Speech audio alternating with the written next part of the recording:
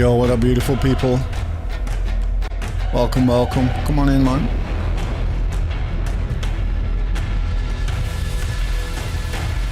Year 9 Season 3 Downfall. Do we think this is going to be a Nobu skin? I have no idea, man.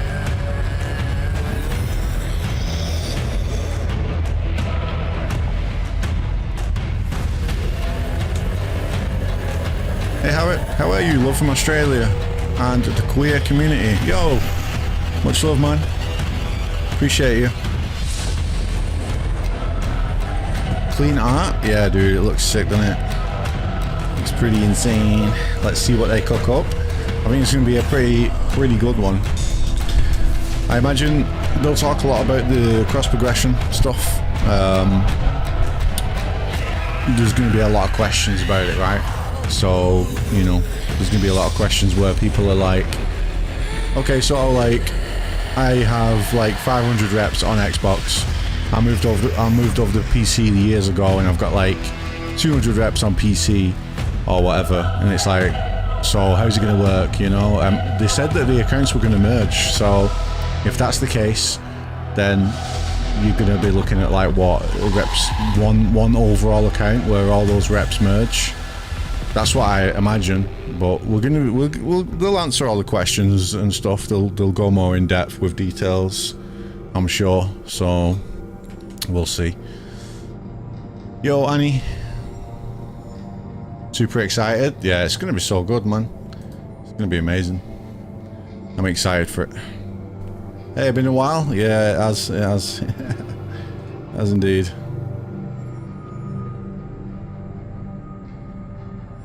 It's good to see you all, man. Thank you for joining me. I know I'm a little bit late starting, but hey, starts in 6 minutes, so we're here, man. Yeah, that's the thing. I'm not sure how it's going to work with the loadouts in the slots. Again, they'll probably answer stuff like that, you know. Is that why we have 9 slots now? 3 for every platform? No, it's not going to be anything like that, man. I imagine you'll be able to use all of your 9 slots for whatever you want, like, you know. That's the thing. If you've got multiple, if you've got like an Xbox profile with lots of reps, a PlayStation profile with lots of reps, like, I imagine they're all just going to merge into one. It's going to be one account, but like all of your reps will probably merge together. Everything that you've unlocked and all that stuff, stats, steel, probably it's all going to merge together, I imagine, but we'll see. But in terms of like outfits that you've got on the loadouts already, how is it going to choose which loadouts to use? The Xbox loadouts or the PC loadouts? I don't know. We'll see. Yo, Alessio, I'm good, bro. How are you? Yeah, I hope the hero skin is epic as well. No idea who it's going to be, but I think they already, judging by the roadmap, it was already said that it was going to be a samurai, right? How do we link the accounts to get the rewards? Yeah, I don't know. They're gonna talk more about it in this Warriors Den. I'm gonna get much more details. Are we getting conk roll catcher? Hopefully. That would be nice. That would be good. Still hunting me and Jules. I've beat Jodliner and Zanny. Bested Kenzo. You and Nova King are so elusive. Yeah, that's the thing, like, I always change my name every 30 days. So you may have already fought me, but you maybe haven't even known that you have.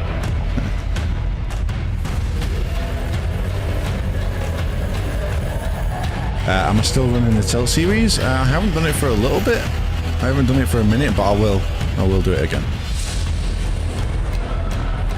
Yeah, Shigoki skin would be pretty insane. There must be a reason why Shigoki and Kensei are on the screen here. There's always a reason. There's always a reason.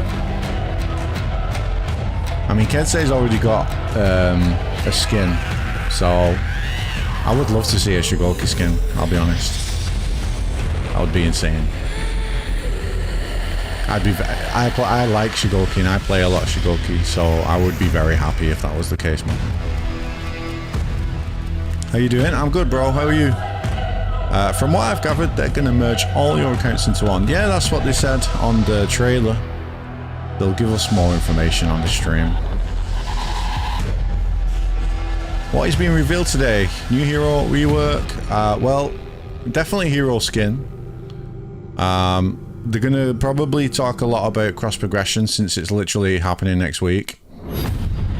Oh, hey, we got a video.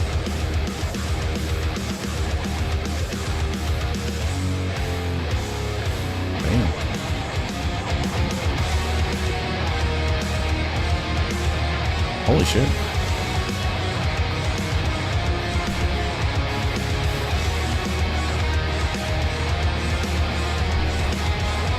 It's good to see you on the Feast of the Otherworld. What are you doing? So enjoy those if you win. Thank you for sticking with us all year round.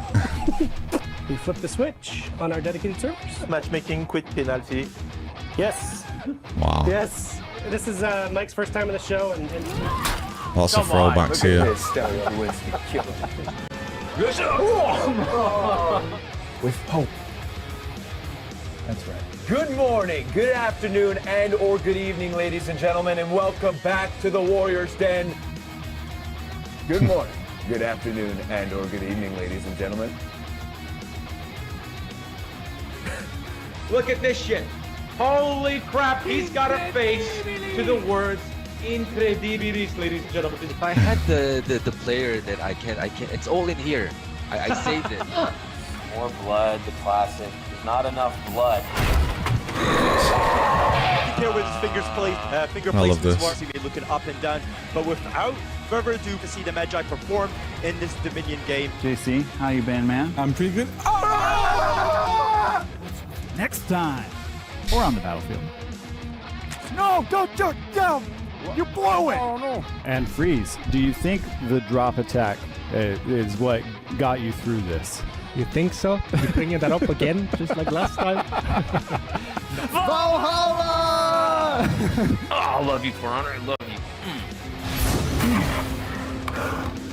Man, oh man, have we cooked. Got it? This whole The time? fuck, man? I've been feeling kind of weird, honestly. Oh my gosh! Get higher! Black Warriors. Let's hear your best. Get higher! Get higher! I love this intro, it's so good. All right, I like it. Wow, 200th Warriors Den, that's crazy actually. I had no idea that it was the 200th one. Alright, here we go. Yo, Toy Soldier, what's up, man? Ancestors, I beg you, forgive me. Oh, that's Nabushi, right? Been broken. They are inside the walls. All that you built, everything I cherished, will be annihilated. All is lost. Despair takes a hold of me. Oh, okay. Nabushi. It's too late. Run. Holy shit.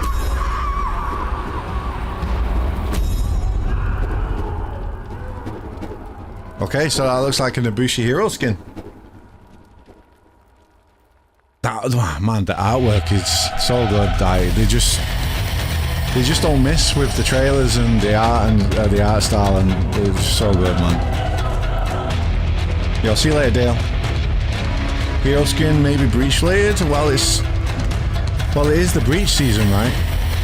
Because each season has been like a game mode. The first season was Brawls with the Gladiator hero skin. The second season was Duels with the Pirate hero skin, and I think this one's Breach, right?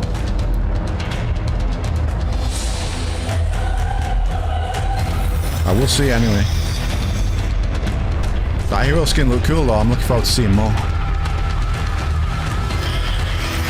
Any Nobu players in the chat? Any happy Nabushi mains right now? Your girl finally got a skin. What's up, Warriors? what's up? Welcome back to Year 9, Season 3, Downfall. Joining with me today, we've got Mr. JC and Nolan. How you both doing? JC's on so early. You know, it's not a. This is our 200th episode. This is nuts. Is that why we're wearing the hats? Well, it's a celebration. That's why the hats. Okay. It's a A celebration. little bit on the side there. That kind of works That's well. good. Yeah, it's You know, the whole stylish. thing. I like it. I like it. We've also got some of the devs watching in the back. Can we see them? Can we see them? Yeah. Nice. That's awesome. But yeah, I'm super excited for this episode. This is gonna be awesome. A lot of cool stuff to show. Oh, so awesome, by the way. I didn't know what that was going to look like exactly. I'm really happy with the way that looks. So that's awesome. Great job, guys. Okay, Nice. make a noise. So Warriors, listen up, right? Because it's the 200th then. And on top of that, we don't want you to miss out on a thing. So quickly, before we get too deep into this, there's my camera. All right, make sure you please link your UB Connect account to your Twitch ID. That way, for every 30 minutes you're with us, you're going to get a scavenger crate. And because it's such a special 200 episode, we're going to pick some lucky winners at the end to win a grand prize of either 100,000 steel, the new hero skin, or the 30 days of champion status. So all amazing prizes, all good, just by watching and hanging out with Win us devs. today. Yeah, Can I man. get him if I watch from the back? Yeah, I mean, I think so. All right, awesome. I'm gonna Make sure it's on your phone. Yeah, yeah. Okay, sure. You're good. Yeah, for sure. It I works. need it. Of course, I get it. I get You it. need the steel, yeah. Yeah. Like, I get it. like we totally get that. We also had the series final wrap up this weekend Yes. for a triple threat 4v4. It was a super fun watch. Big congrats to I'm Goblin probably Gang going to play the for, duels. for winning. Good job. It was an awesome match. Big thank you again to our casters, Verbalocity and Norgaz, and analyst Freeze, which is pretty awesome. Shout out to Verb again. He got the replay system working. That was really sick. Awesome. That was really cool. Yeah, I like watching Freeze with his magic Yeah. markers there. He's just like, I'm gonna draw on the screen. It was Drawing some good. smiley Yeah. faces at some point. Yeah, it was so good. Loved it. But yeah, keep an eye out for 2v2 announcements. That's going to be coming into you too. But also keep in mind that we're looking to crown one GOAT of For Honor this year. This year's circuit, because we have our system, like our circuit point system, which is going to be really cool. So we'll be tallying the points to see who is truly the GOAT. Hello, Not gonna welcome, be, welcome. unfortunately. Not this time. You're the goat to us though. That's Okay, well, true. that's all In our hearts. that I'm humbled. No, that's great. There you go. Why don't we take a look at everything that we'll be Yeah. looking at in the show? A little agenda. So, of course, All we'll right, be here we looking go. at the season's details segment. We'll be looking at cross progression too. I don't know what that is. Oh my gosh. That's going to be Is so there a much. trailer this week? I don't know. Aware of? I don't know. I missed It's end game mode. Nah. Interesting. Oh, yeah, cool people in it. I think it was cool. Some cool people. Yeah, it was.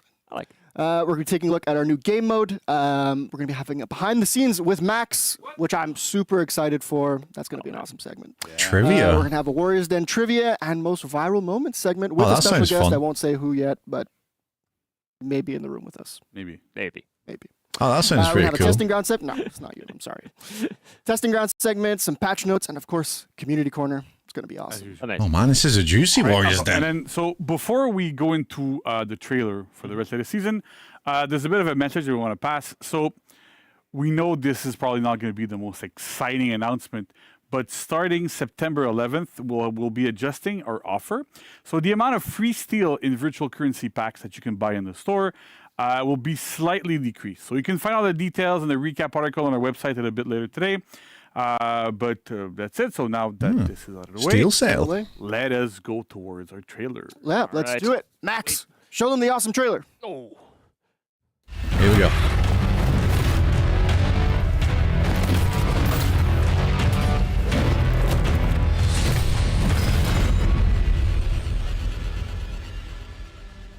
Skin looks good. Ancestors, I beg you, forgive me. I have failed you.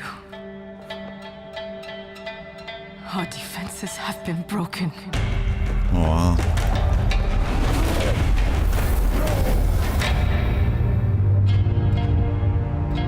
They are inside the walls.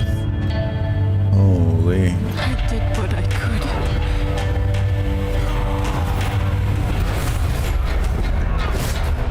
Fuck off, Twitch But ads. it wasn't enough.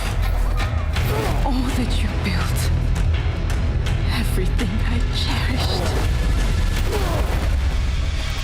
were re-annihilated.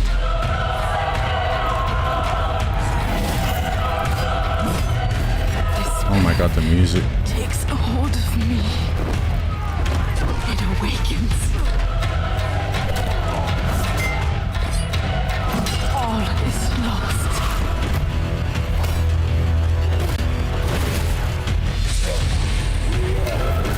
Ooh, I wonder if we'll get some Nobushi changes. It's too late. Run. Oh, I love that, dude. That's cool. What do you think of the hero skin? She looks pretty cool. Should you go with a ram? Yeah, I saw that. That was a bit weird.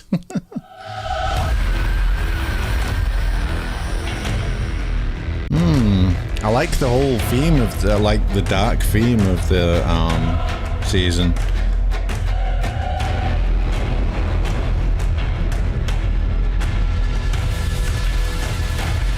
Is this an Nobu skin? Yes.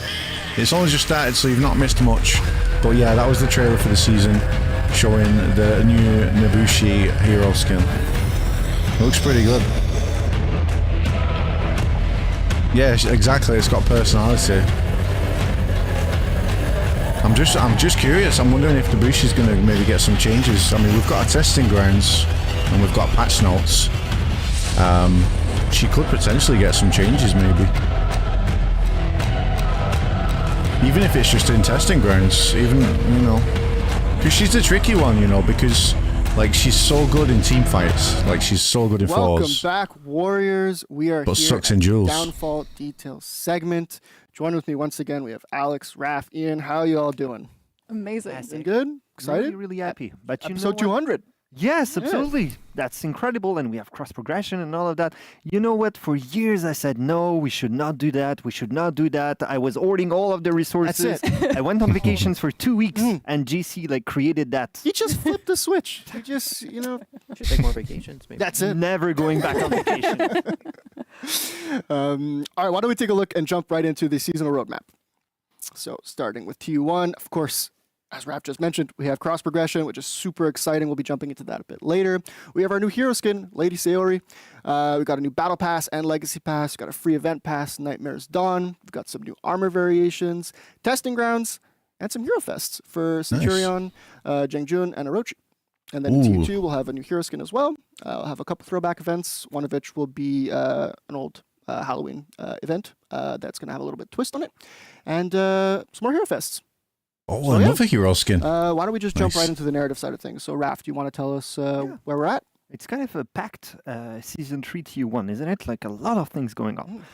So yeah, it's season 3. Season 3 in a year in which we have been, we've had two focuses. We have been exploring our main game modes, and we have been using them to explore what has been happening in the world of Eastmore since the end of last year and the invasion of the Khatuns, of the Mongols. It has put our world in flux, let's say. So season 1, we tackled Brawl, 2v2v2, and we had Astria, the former defeated leader of Orcos, having just been defeated by the Khatuns, thrown into an arena and having to fight for her life.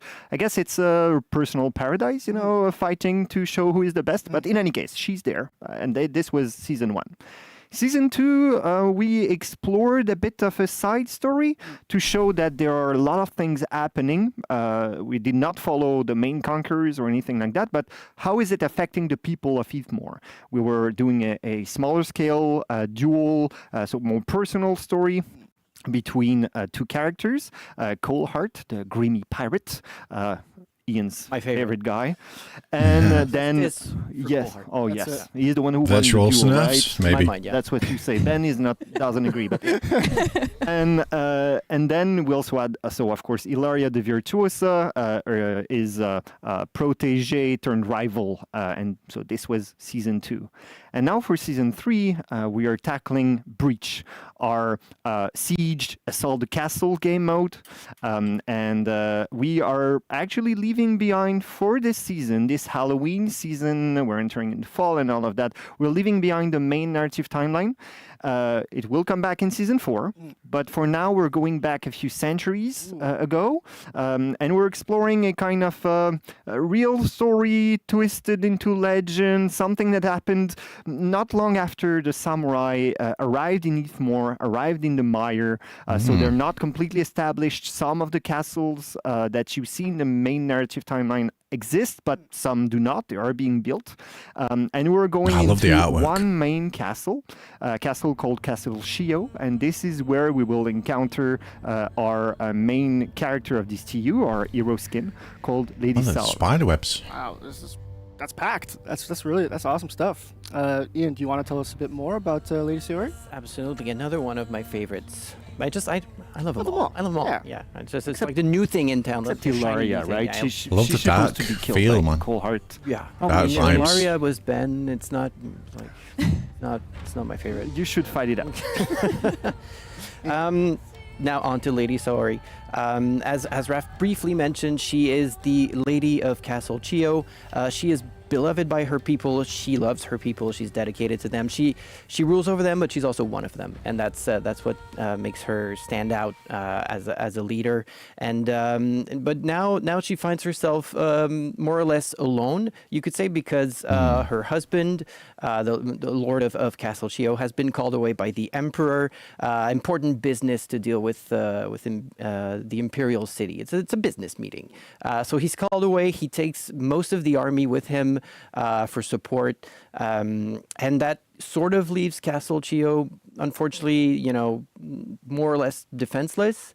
And they don't anticipate trouble because it is a more peaceful time for the samurai. But unfortunately, there's a rival daimyo who's supposed to be content with what he has, but he sees an opportunity and he decides to grab it. So he breaks the rules and treacherously, in the dead of night, what's on my mode? Castle Chio. Full army, full on force. Butcher from the boys. So Saori wakes up. Alarm bells are ringing, fires raining down through the sky. She has to take up defenses. She doesn't have a whole lot of forces with her, so they're outnumbered, outmanned. But you have to fight. You have to defend her home. This is her ancestral home. Womp womp. This is her people, her family, her legacy. So she has to fight it out, even though she pretty much knows it's hopeless. There are strong emotions at play. She's overcome with, I don't want to say sadness because she has to fight. Oh, that's really nice. She knows it's a losing battle, if I could say. There's hope in her mind. There's hope that if they make it through the night, somehow maybe there will be some form of deliverance once the day arrives. But unfortunately, that's not the story we're telling. But Saori, she feels very strongly. As I said, she's fighting for her home, for love, for peace, for her people, for all of it, essentially. And this is all crumbling all around her, unfortunately. And those emotions will bubble into rage and despair and sorrow, and it's all perfect ingredients for something else, and something inside her may or may not stir. And I'll leave it at that for now. Man. Yeah. Dropping a little. Yeah. But there's a lot more to learn about her in the short story. Next week, Lady of the Castle. There's a lot to unpack there. I had fun with this one. There's a lot of spookiness teased because it's Halloween. I think it'll look nice with the customization, with the colors and materials. First, about the short stories, we know that for some time the short stories have been a bit harder to find on the website. This will be corrected in the following weeks. There will be a way to find it more easily. But also I want to say something about Lady Saori. One last word. The meaning of Saori is always weaving. This is a very, it's a nod to a very aristocratic, noble activity, but it's also a nod to the fact that she wields the blade really well also. So she's both beautiful and noble and deadly. Do you think she's linked to that, that spider mummy boss, that event mode like ages ago on the Kensei skin? Hints of what? That she's deadly? I said nothing. Weaver. Thank you both for breaking that down. It's super exciting. Alex, you want to tell us a little bit about the fashion that goes into Lady? Yes. So she is a fine lady. She's weaving with both her blade and her loom, and her clothing really shows it. Wow. It is very flowing. There's a lot of fine detail. There's beautiful patterns, and this skin is especially special to us just because we tried something new with her. There is something that is bubbling up under the surface in her. She is desperate against these overwhelming Spider. odds that she's facing. She didn't want to have to fight this battle alone, but she is. And so when she starts getting to low health, something may start bubbling up. Wow. And Interesting. it'll show on her face exactly how There she's we go. feeling. So as her Oh, health gets wow, lower, okay, that's- her eyes get bloodier and bloodier. Am I? Yes, her understanding makeup this runs. That's a her cool veins detail. I become like that. prominent. Whoa. Stirs. Something. Well, the emotions are coming out. Right. Right. There's also a lot of customization to Yeah, this, lots this of is colors that you awesome. can apply. This looks so great. Plus the bloody eyes. This is crazy. Yes. This is really nice. She's not having a good night. You're crying tears of blood. You don't know. Definitely. Awesome. Why don't we take a look at the battle pass next? Yes. So we got. That's a pretty cool bunch of little stuff from detail. The battle pass. Key art looks awesome. It does. Oh, wow, so this the battle mask pass, effect looks I would sick. describe best as ominous. It still has that same sense of something is coming, something is surfacing. And Holy this is something that you shit. see in all of the woeful effects that are here. This is pretty. Yeah, it is. I pretty. love those Yeah. effects. Yeah. Pretty on the surface. Something. Yeah. Chair happening. slam. It is. Oh it my is. god. And the chair This slam. is- I mean, that's less ominous. Like on That's the so Very random. forceful. Speaking of less ominous. It was also. a Wow, lens no on way, the man. It was beautiful. I Slap love therapy? weapons. Are you kidding me? Oh, and So look at these here, weapons. the weapons really show that cracking, the splintering that's starting to come through. Now you can get slapped by the new Nobushi Hero skin for free. Yeah. Anguish. As you can see, a lot of gods of fires, Yes. fiery divinities, also deities being represented You just from have to pay different for it. factions too. Is that woeful pyroclastos? Oh, wow, that's pretty Saying that sick, correctly? actually. Yes. I'm. Aren't you Greek? Oh, wow, I like I didn't that. want to, Distant. I don't want to show off, you know. That's a pretty Anyone who can cool read battle pass. you can speak it, right? You're right. You're right. Why don't we take a look at the upcoming free event pass, Nightmare's Dawn. Got a Yeah. couple cool stuff you'll be able to play from September 11th to October 2nd. Oh, Starting with pattern's Battle pretty Outfit, cool. Horns of Katsuo.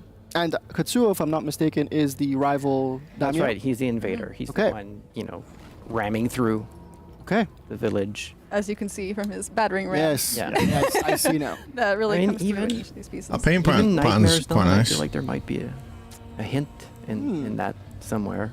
I don't want to. Yeah. You know, we have deeper. sometimes represented the samurai as it's one big honorable faction and all of that. But back in the campaign, Apollyon mentioned that they appear honorable, but actually they fight against each other. Well, this is a bit of what we're bringing back. Yeah.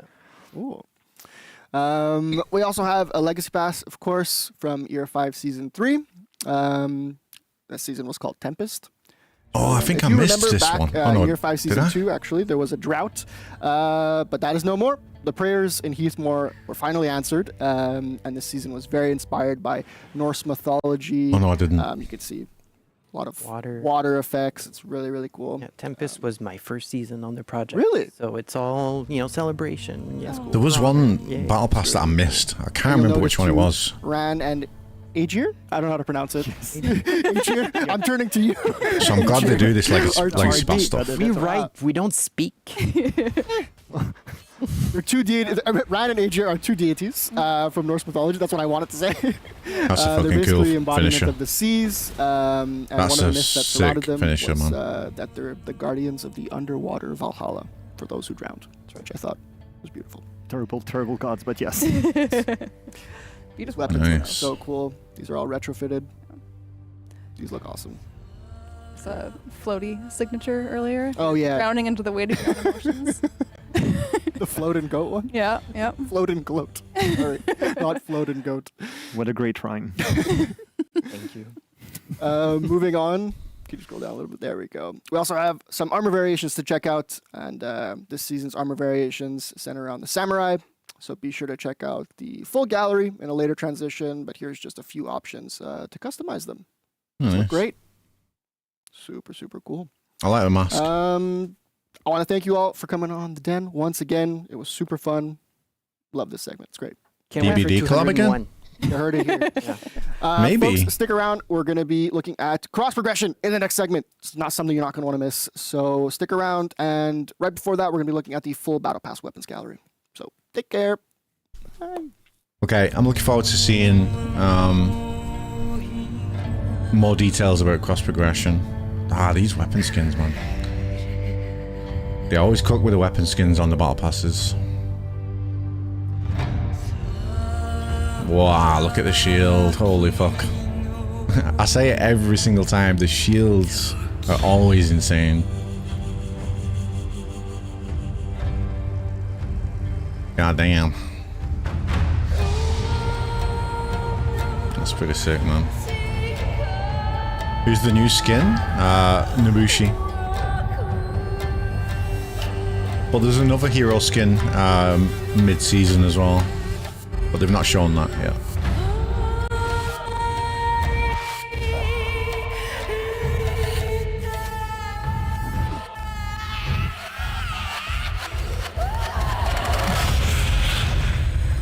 Wow, the shield again. Holy fuck. Oh, man. Does that mean Nabushi's getting buffed or something? Who knows, maybe. I mean, there's a testing grounds and patch notes segment still to come, so, you know, who knows, maybe.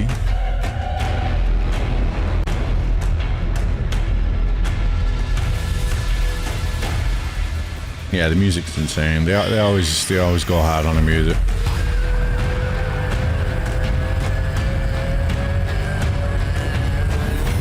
I like these weapons, man.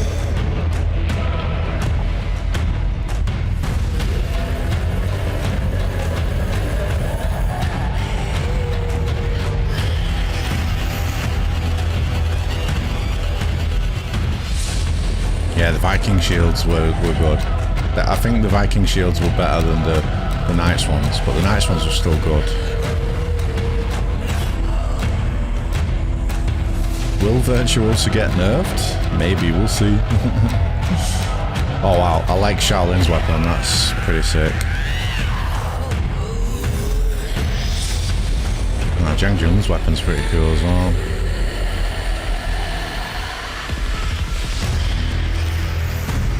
Alright, let's see the Outlander shield, Vera shield.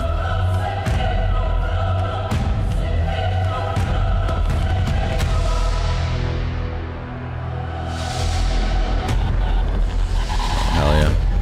Is that the same as the Vikings?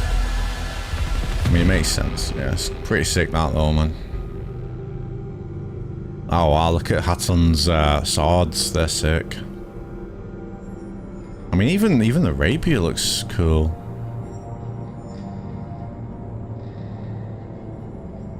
Yeah, it's a pretty good battle pass, I can't lie. I mean, I would buy the battle pass just for those mask effects, to be honest.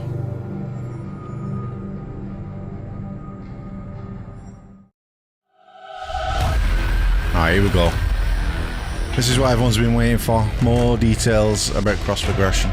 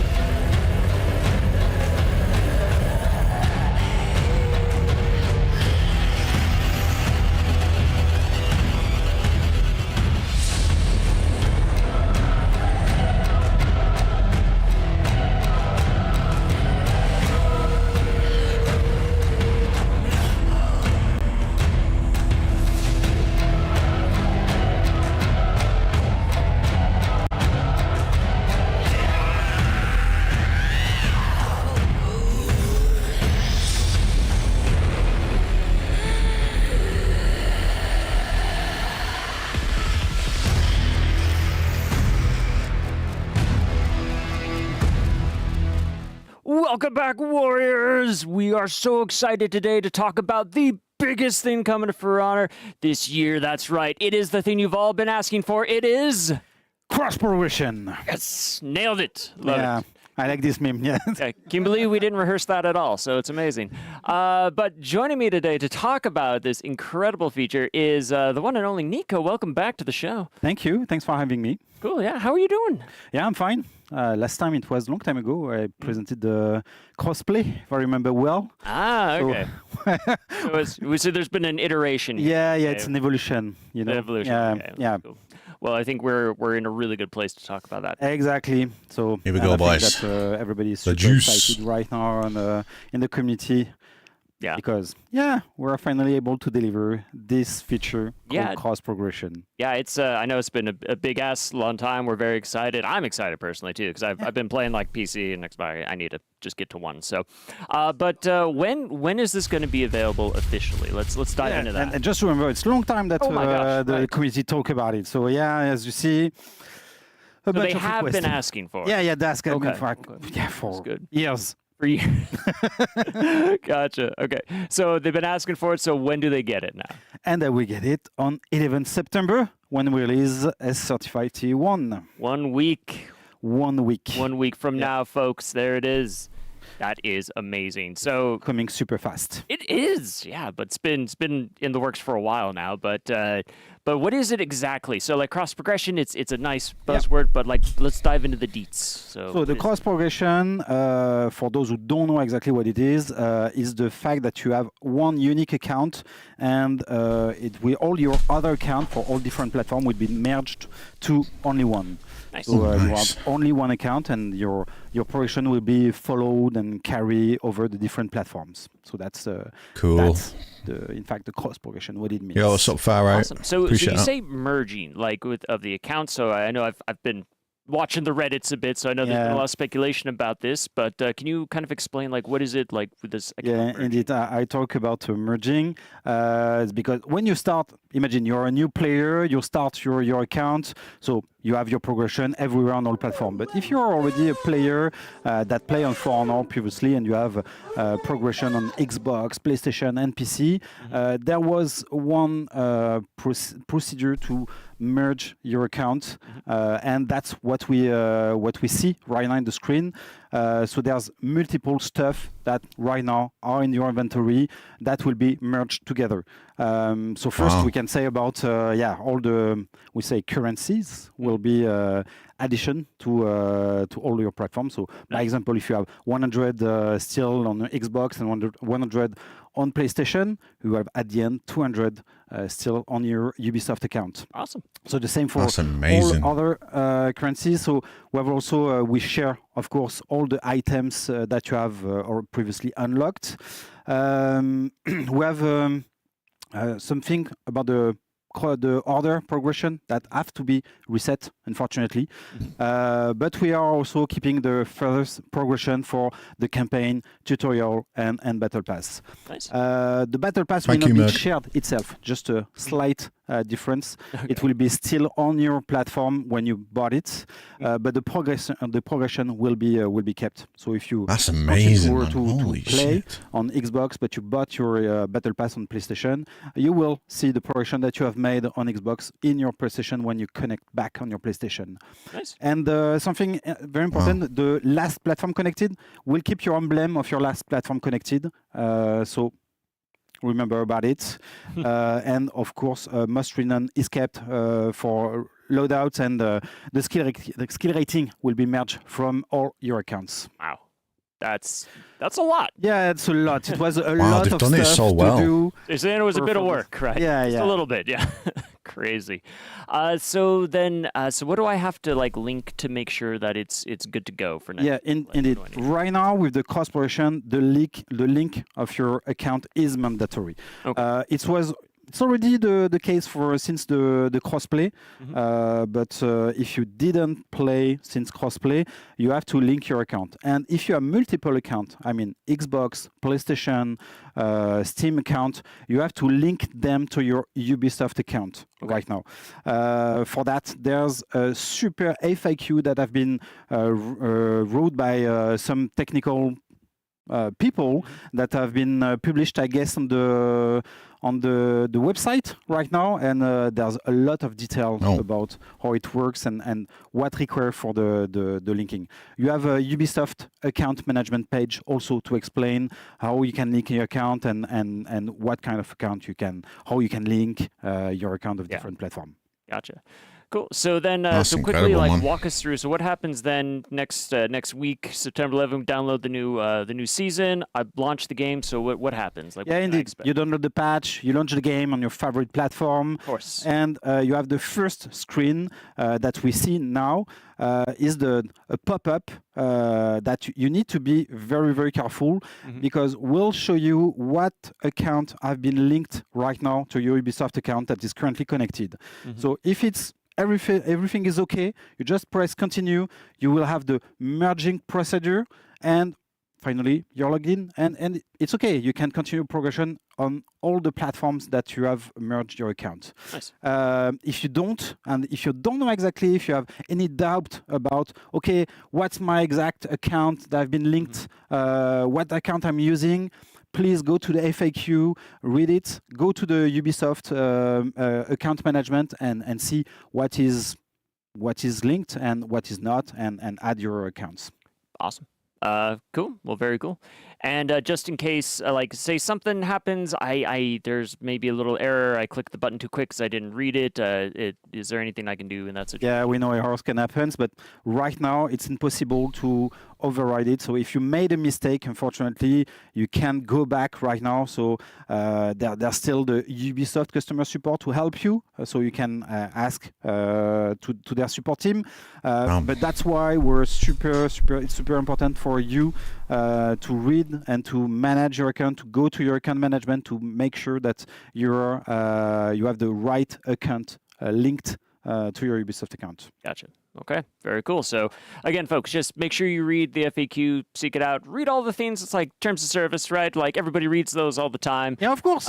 So in this instance, like me. Yeah, I've always read all of them. But yeah, just read this one though for sure. Just so you're super careful and safe next week when we're linking all that.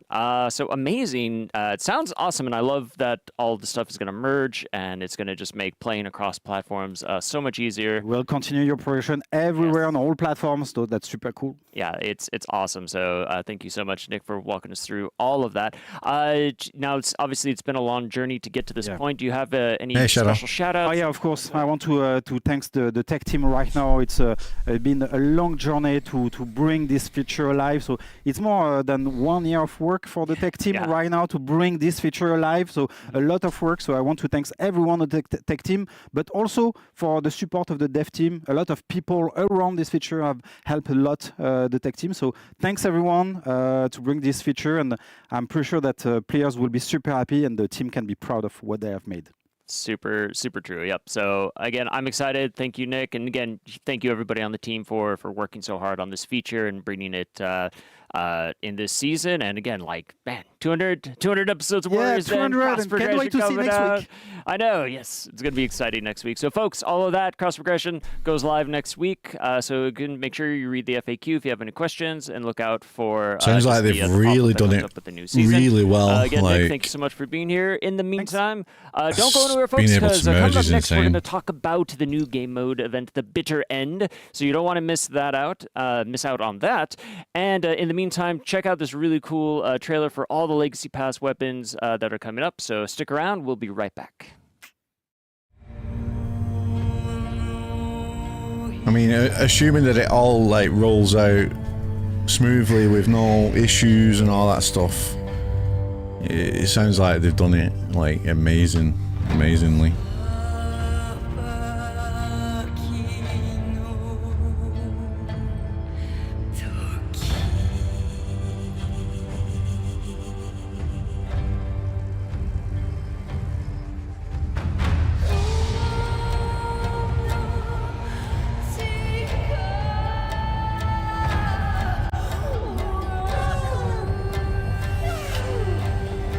Holy shit.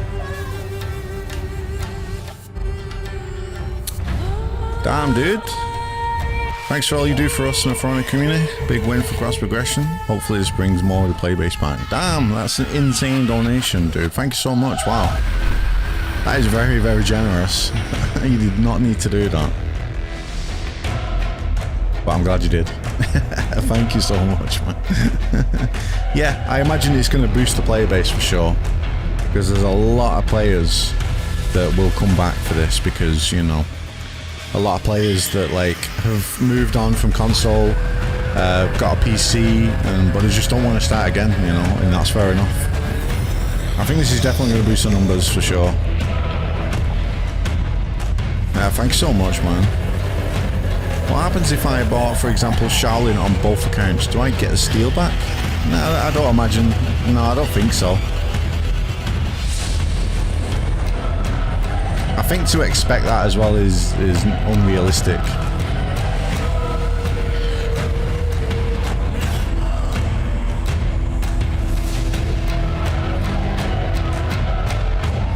Yo, Popstar, how you doing? It's good to see you. Welcome back, Warriors! We are here now, joined on the couch by Mike. Welcome back to the show, Mike. Thank you so much for having me. It's good to be back on the 200th episode. I know. That is insanity. I know. We had to make sure you were here for that, too, and put you right behind the 200. That's great. Yeah. So, yeah, you got... Covering it a little bit, yeah. Got the seat of honor. Yeah, it's good. Yeah, awesome. Love it. Well, Mike, welcome back again. So, again, we've talked a lot about, this new season, all the downfall and the crazy stuff. We learned about Lady Saori and Chio Castle now, but we actually have a special game mode that we've created for this, right? Yep, so that's correct. So do you want to tell the folks at home a bit about what to expect?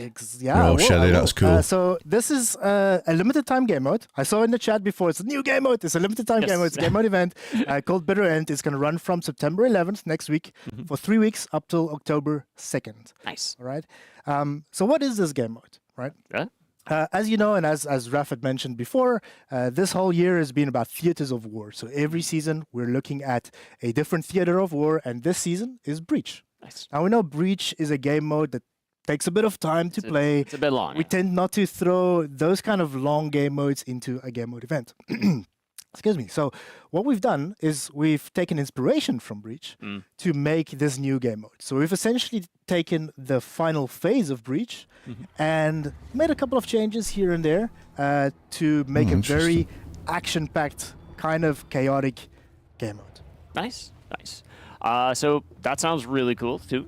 So yeah, for those of you who like Breach and like the final phase on this. So, but what exactly stays the same from Breach? What's different? Like, how's this going to work? Yeah. So if you're familiar with Breach, there's a bunch of familiar elements. We try to make Thanks it so so you much, can kind of bro. just jump in, get into the action immediately. Sure. The Merg, man. I really appreciate that, man. The final phase of Breach, you have two teams, the attackers and the defenders, of course. The attackers in Bitter End will start the match with 16 respawn tickets or lives. So similar to Breach, when you reach that final phase, you have a limited amount of times that you can respawn. Okay? Defenders don't have this kind of restriction. So the idea of the game mode is you're sieging Lady Saori's castle as the attackers. Defenders need to defend Lady Saori. Defenders need to deplete the number of lives that the attackers have.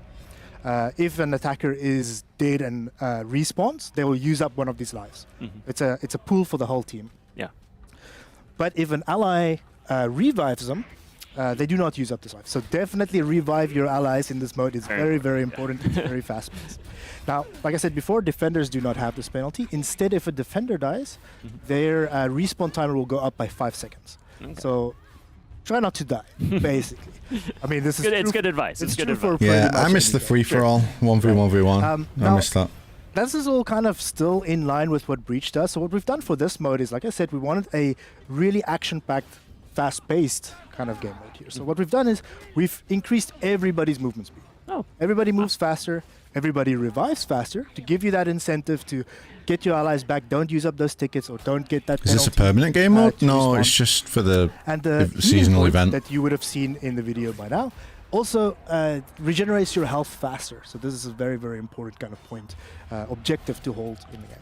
Gotcha. We haven't really talked about the objectives on the map. So attackers, they need to defeat Lady Saori, but you will see there's a side lane that's shown in the video right now. Same as in Breach. Attackers can capture this side lane, this side point, to get a one-off 4 additional tickets. Nice. So defenders do not give that point away. It is a one-off capture, and it will permanently stay in the hands of the attackers. The healing point, on the other hand, can be captured by either team, and whoever owns it gets, the healing regeneration. Right. Being on the point. You will probably recognize this map. As Raf said before, this is not yet, David. Centuries before the events of For Honor as is today. So this is Shio Castle, which is nowadays known as Kazan Castle. Oh, I see what we did there. The map layout is the same. So you'll have the left side. Yeah, they already showed the Nobushi hero the right skin. side is the healing point under the gazebo. We have removed the ballista that's on top of the point. As well as some of the boosts that kind of spawn on the map. So there's none of that.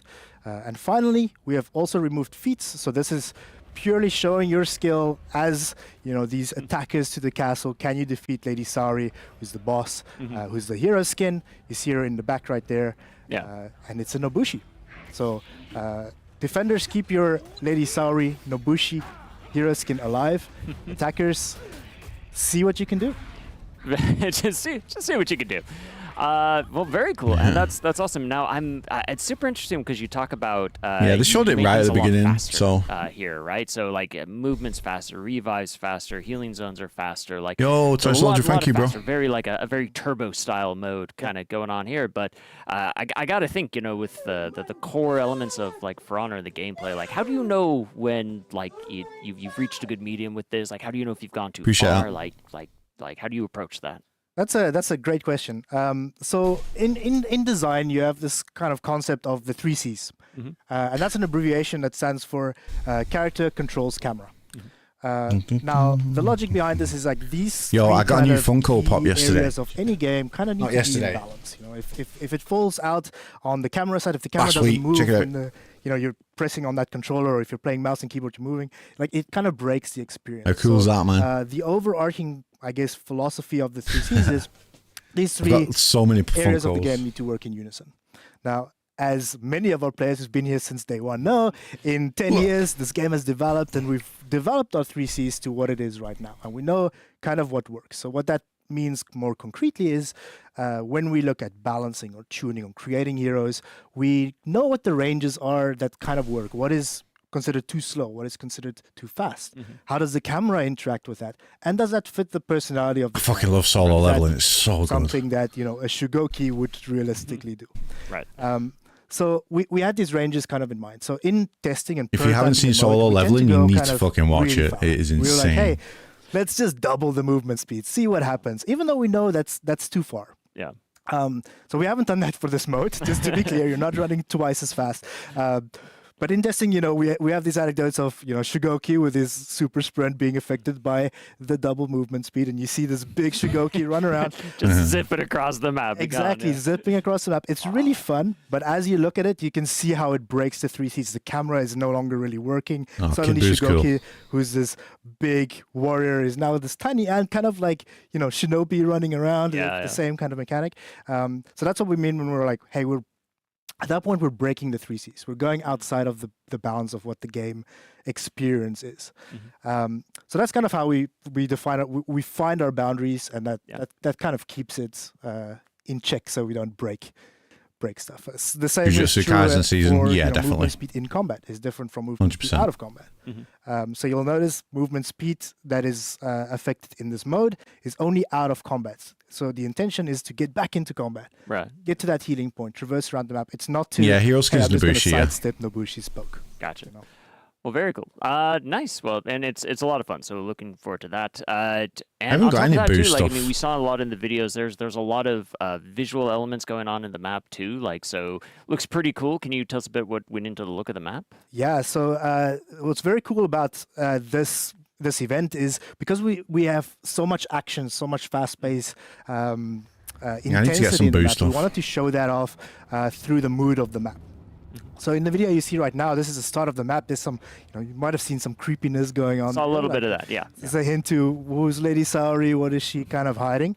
But you'll notice as Lady Saori's health kind of depletes, or the attackers' tickets, like respawns depletes, Igris the Warden. music will Oh my become god, more, imagine. the mood becomes Fucking more imagine, intense. bro. It gets a lot more red.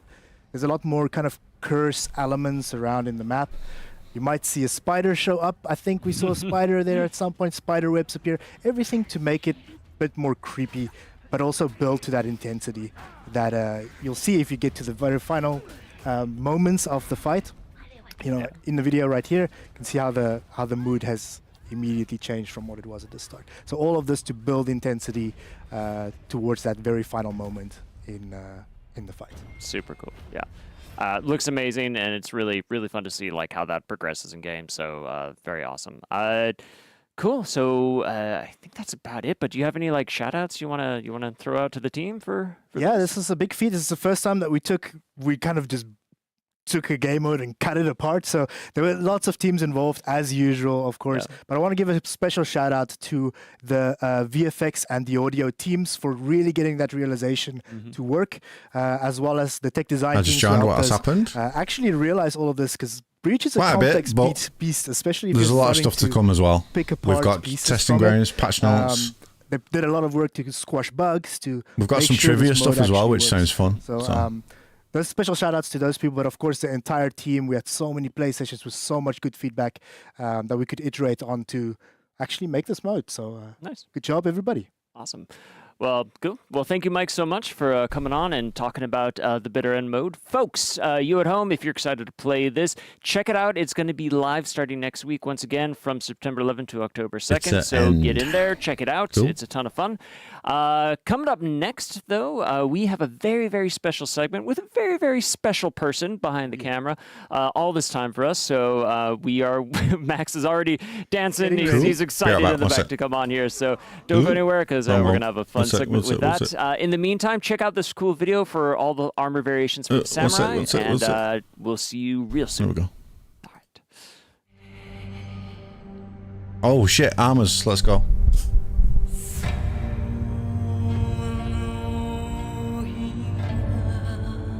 Okay.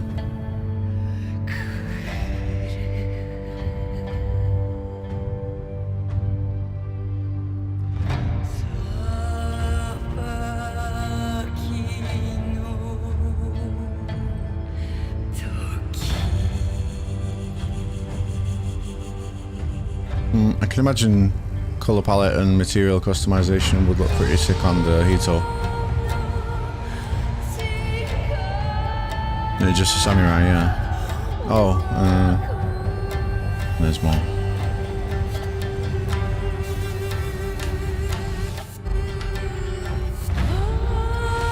Your favorite hat style?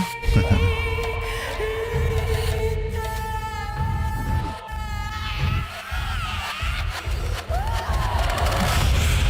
the music is insane.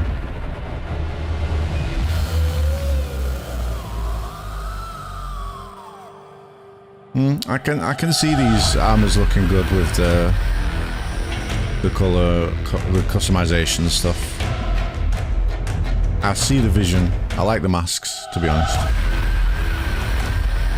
right, one sec, guys. One sec.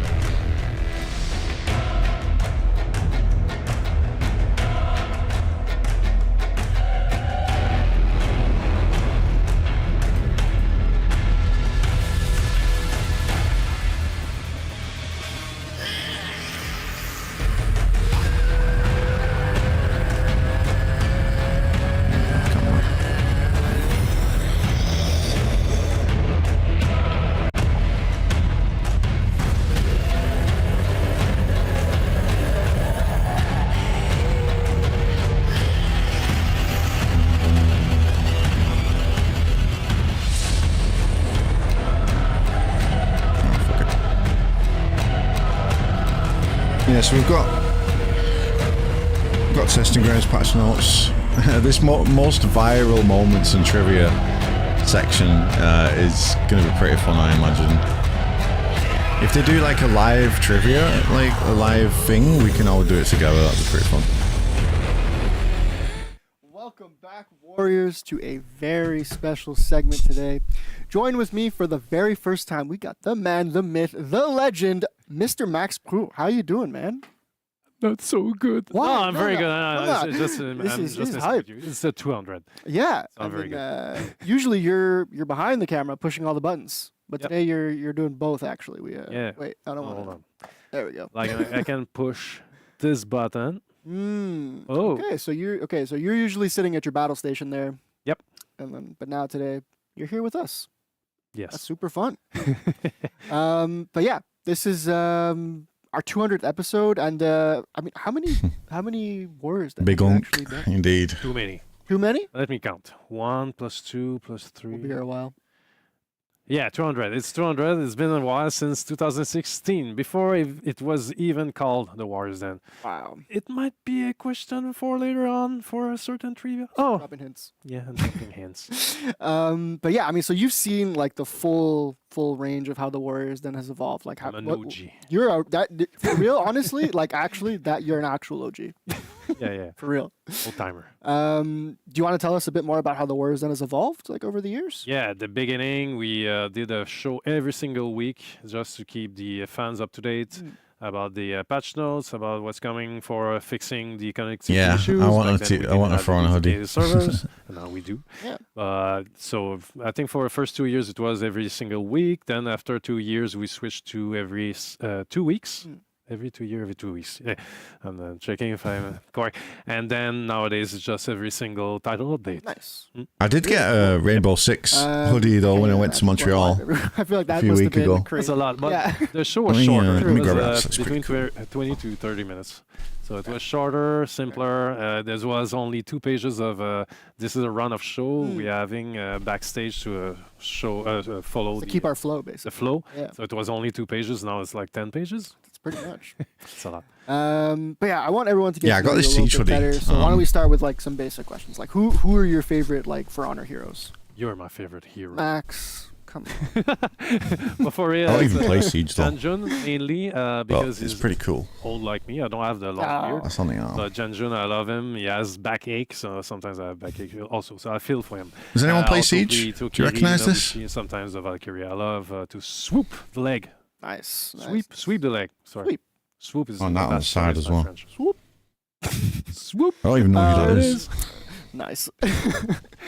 What about like I don't more even know like, what it technical is. side of things? What was your like the first video you worked on for Honor? Oh boy, the first video was in 2015. Back then there was a brand actor called Luc Duchesne. You probably saw him in the earlier live stream.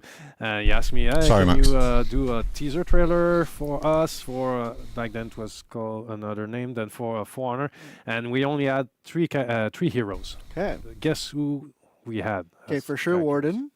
For sure Warden. Raider? No. It's another. Orochi? Yeah, Orochi for sure. Who's the third? The third, Warlord. I Ah. only have Warden, Orochi, and Warlord. Cool. And we only had 3 maps as well. So I had to play with only 3 maps, only 3 characters. So to create an epic montage, and Demos. Duchesne asked me, He he sounds loved cool. it so much. He asked me if I could stay on the project, and the rest is history. I'm still there after 10 years. Very, very cool. So this is like some deep For Honor lore. This is cool. You're, Yeah, you're kinda, dropping. yeah. So when Max is here, we get the deep lore. It's pretty sick. Yeah, move on, Raphael. I'm here now. I'm just kidding. So I know you said like you're kind of the guy behind the scenes pushing all the buttons, but can you tell us what does that actually entail? Yep. So mainly I'm gonna push this button and put this button. So I'm here. Oh, shit. So yeah, I create all the content of the week's videos, and I need to create the titles, animated titles for them as well. So this is how I do it in After Effects. So I capture the videos. It could be emotes, execution, outfits. Capture with 2 instances of the game, like this, and then I import everything in Premiere, as you can see, and I import the animated title. Which is cool as fuck. And then I add on the logos. In that case, it's a Battle Pass because it was a chair execution for a Battle Pass. Oh, I love seeing this. And then also all the titles you saw here in the show, I create those. So I start from the key art. I add some elements from the key art like this. I also do the overlays. So I start again from the seasonal key art, Dawnfall, shrink it, place the infos on the right, that I typed that's going in on September 11. That case, and I had a little flare with the background. And whoosh. Damn, man. So a lot of assets. That's so cool. Oh, and this also.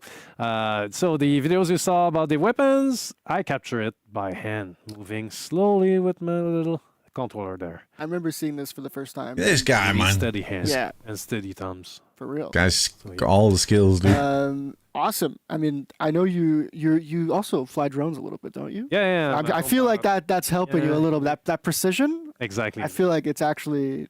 But fun fact is because of the camera that we have in game that gave me the taste to have a drone. Really? Pilot a drone. Oh, Yeah. So it was. I was piloting. That's cool, man. Digitally. Okay. For the real real cool life in air. So you're kind of practicing. Yeah, I was practicing my moves with That's the cool. controller. That's actually really cool. But then, yep.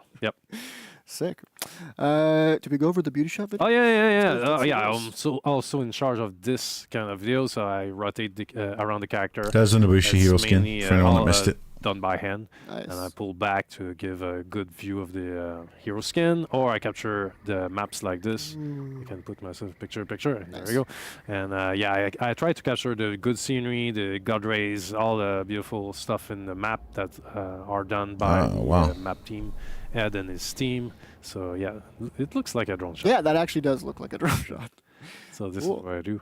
So I mean, so you've been Dude, Max is so talented, many man. Warriors, Dan. You worked on so many seasons, but do you have a favorite season that you like to work on? I'm gonna give you a hint. Ooh.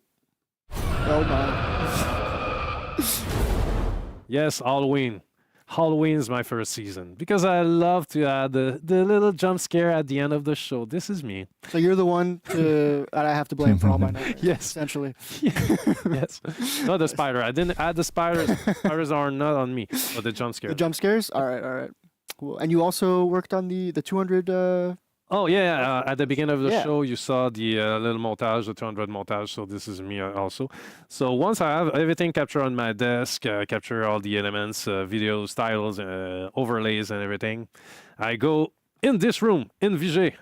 I open the door, open the lights, the main lights, boom, and I make sure all the cameras are on the proper settings.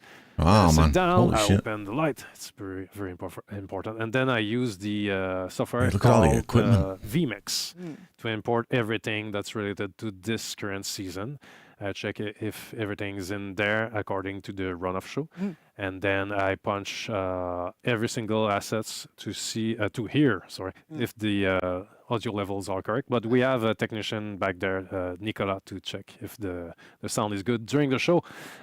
So then I check every single buttons on the stream deck, and when everything is ready, I press the button saying "en onde." You know what it means, "en onde"? Tell us. On air. It means we're live. We're live? We're So actually There's a red light inside the room, and there's a red light outside. like your so beard, people thank you. know to not open the door suddenly in the middle of the show. Fair enough. I don't want to distract anyone. I don't want God, it's actually sick to see all that stuff, man. So do you want to give any shout-outs before we head out? Yeah. I want to thanks Catherine for providing us the beautiful animation we have in the PowerPoints. It's coming in Testing Grounds, the segment and patch notes. You're gonna see it's done by Justin, but the animation is done by Catherine. Also, thanks to Manu for helping us when we have a build to show live. It's Manu taking care of everything build related, and thanks to the marketing also for helping me. To you, of course. everyone, We're all to working create on it this together. show. And thanks to the fans. Of course. Where's the You there? there's The fans back there. Thank you so much. I'm doing the live stream. I've been doing it for 10 years for you. So, I love reading the comments after the show because I don't have time to read it during the show, but I love it. You're pushing all the buttons. Yeah, I'm busy, man. You want to try something? I mean, I was talking about this. Can I press a button? Yeah. I can press any button? Almost Any button? Oh, hey, oh. No. Hey, All right, my bad. hold on. It's not done yet. My bad, Not this one. It's the only one you couldn't press. Come on, man. It was calling my name. It's not written your name on it, though. All right. Well, Max, I want to thank you so much for coming on the Warriors Den. It was awesome talking to you. Should definitely do this again sometime. Yo, bro, I'm good, man. I'm glad you're able to showcase, everything you do, because if one thing is for certain, the show is not possible without you. So Thank you so much for doing this. It's awesome. But I have to send you back to your battle station now. Oh, come on. I want to stay there. You can stay here to the end of the segment. Okay. All right. Coming up right after this, we're giving you some more chances to win some cool prizes in a trivia segment. So the way to win is to answer the questions in chat. So make sure you're on the For Honor Twitch channel, because you're watching on the Ubisoft channel. So come over here and participate. It's going to be awesome. What's up, Tony? And if you want to watch the intro again, they might have some hints in there. So this is the knowledge we need. Yes. All right, folks. We'll see you in the next one. Bye. Hold on, I need to punch in the transition. Hold on. This is Max doing. Okay, I'm punching it. So see you another time.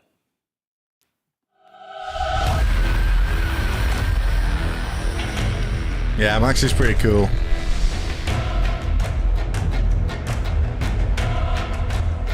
Most viral moments in trivia. This is going to be interesting. Testing grounds as well. Testing grounds, patch notes. Hopefully some juicy stuff.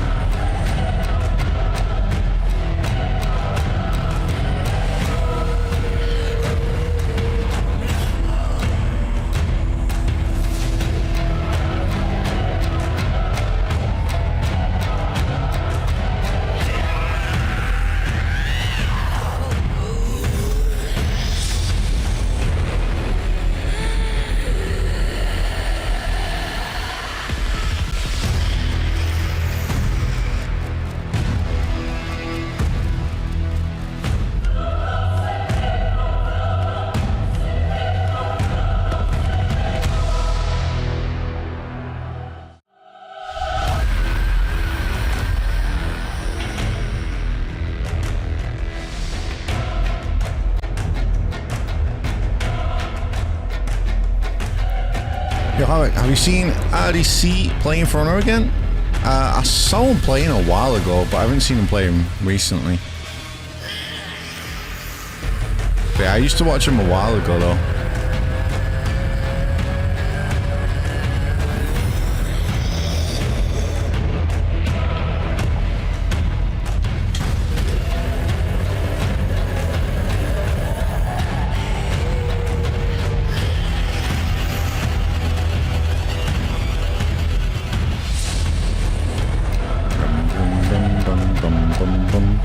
Yeah, music's cool.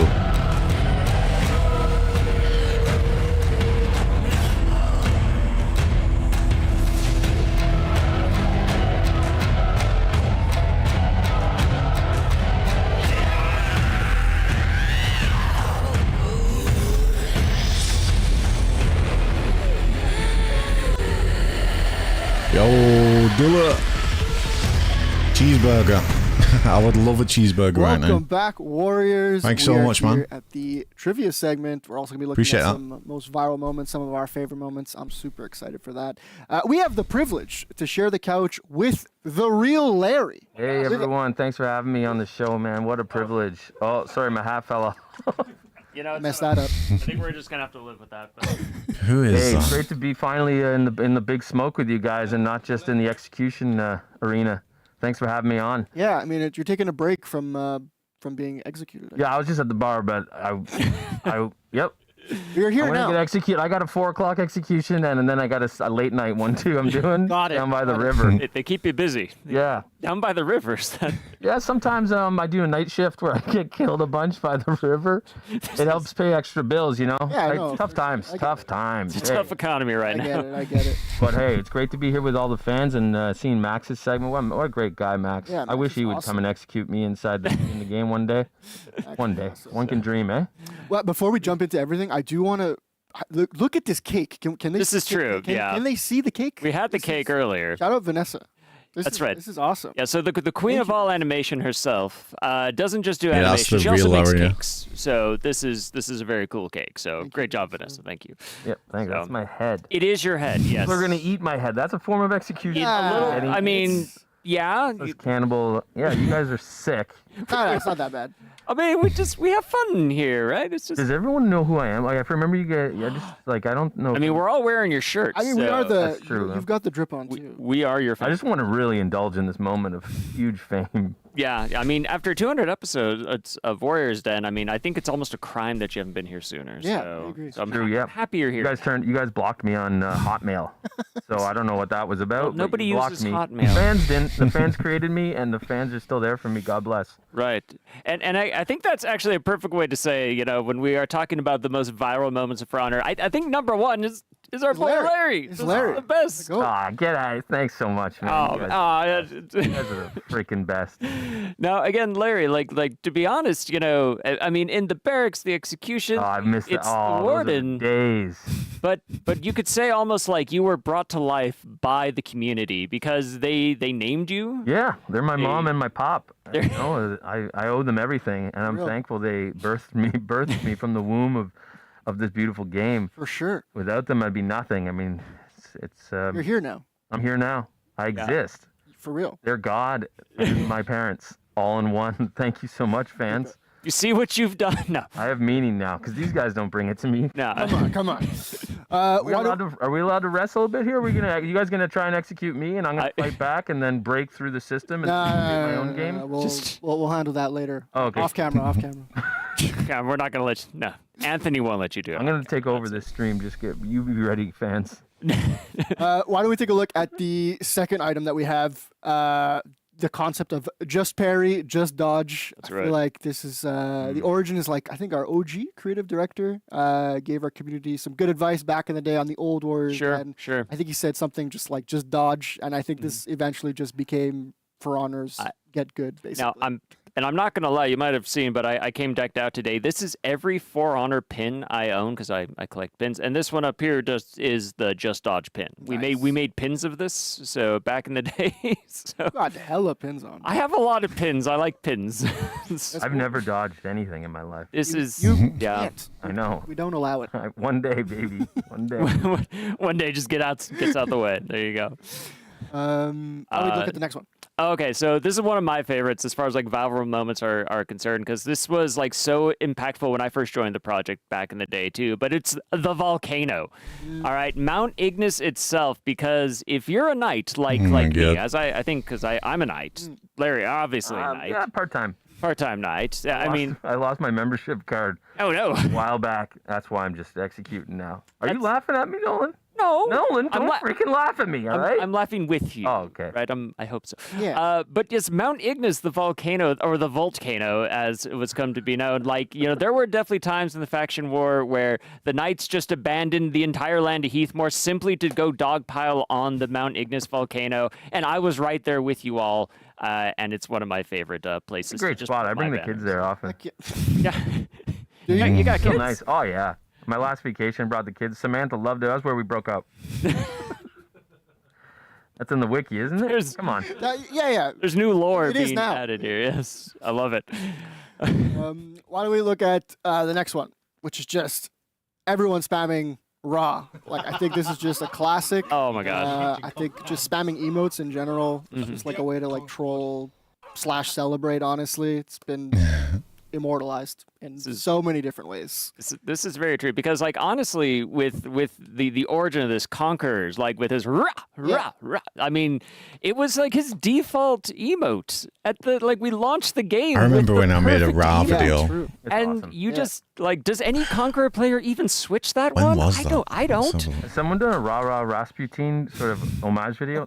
Honestly, 7 years ago. I guarantee. I hope so. Is that a stupid joke? Is that I'm No. an idiot. No, That's I mean, a stupid joke. No, Larry. I'm a dumbass. No, Larry. No. Fire me no. right now again. No, we I need quit. you. I'm quitting. We need you. We Fire me, man. I need No, this. we need. Fire me. Listen, man. All right, this is like we're about to. It's just like vacation. God damn it.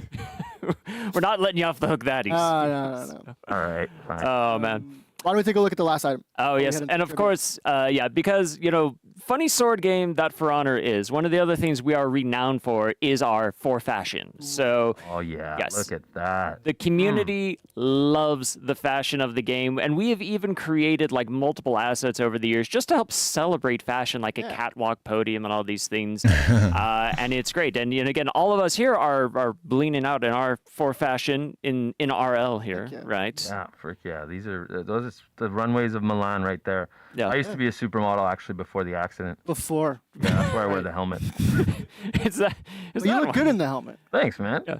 It's very you defining. See my tan? It's summer. I tanned. Yeah, I see it. Yeah. Just right through Thanks, the man. slits. Yeah. there, Thanks, guys. Hey, That's sorry about good. earlier when I got really worked up. No. it's okay. I just have a lot of issues. These going guys on. are such geeks. Yeah. I mean, yeah, then, we're all nerds and they love the job. So I can't say you know. that word. Executed. Murdered. Yeah. I've been murdered a lot. You get used to it. It's fun. Yeah. But if anyone wants to get murder me, just e-transfer me $20 at Larry Cool Guy Execution Time 69420 at yahoo.ca. We got it. And you come execute me anywhere. Montreal area, ideally, but I will take the train. just within the travel distance of the train. I like it. It works. Oh boy.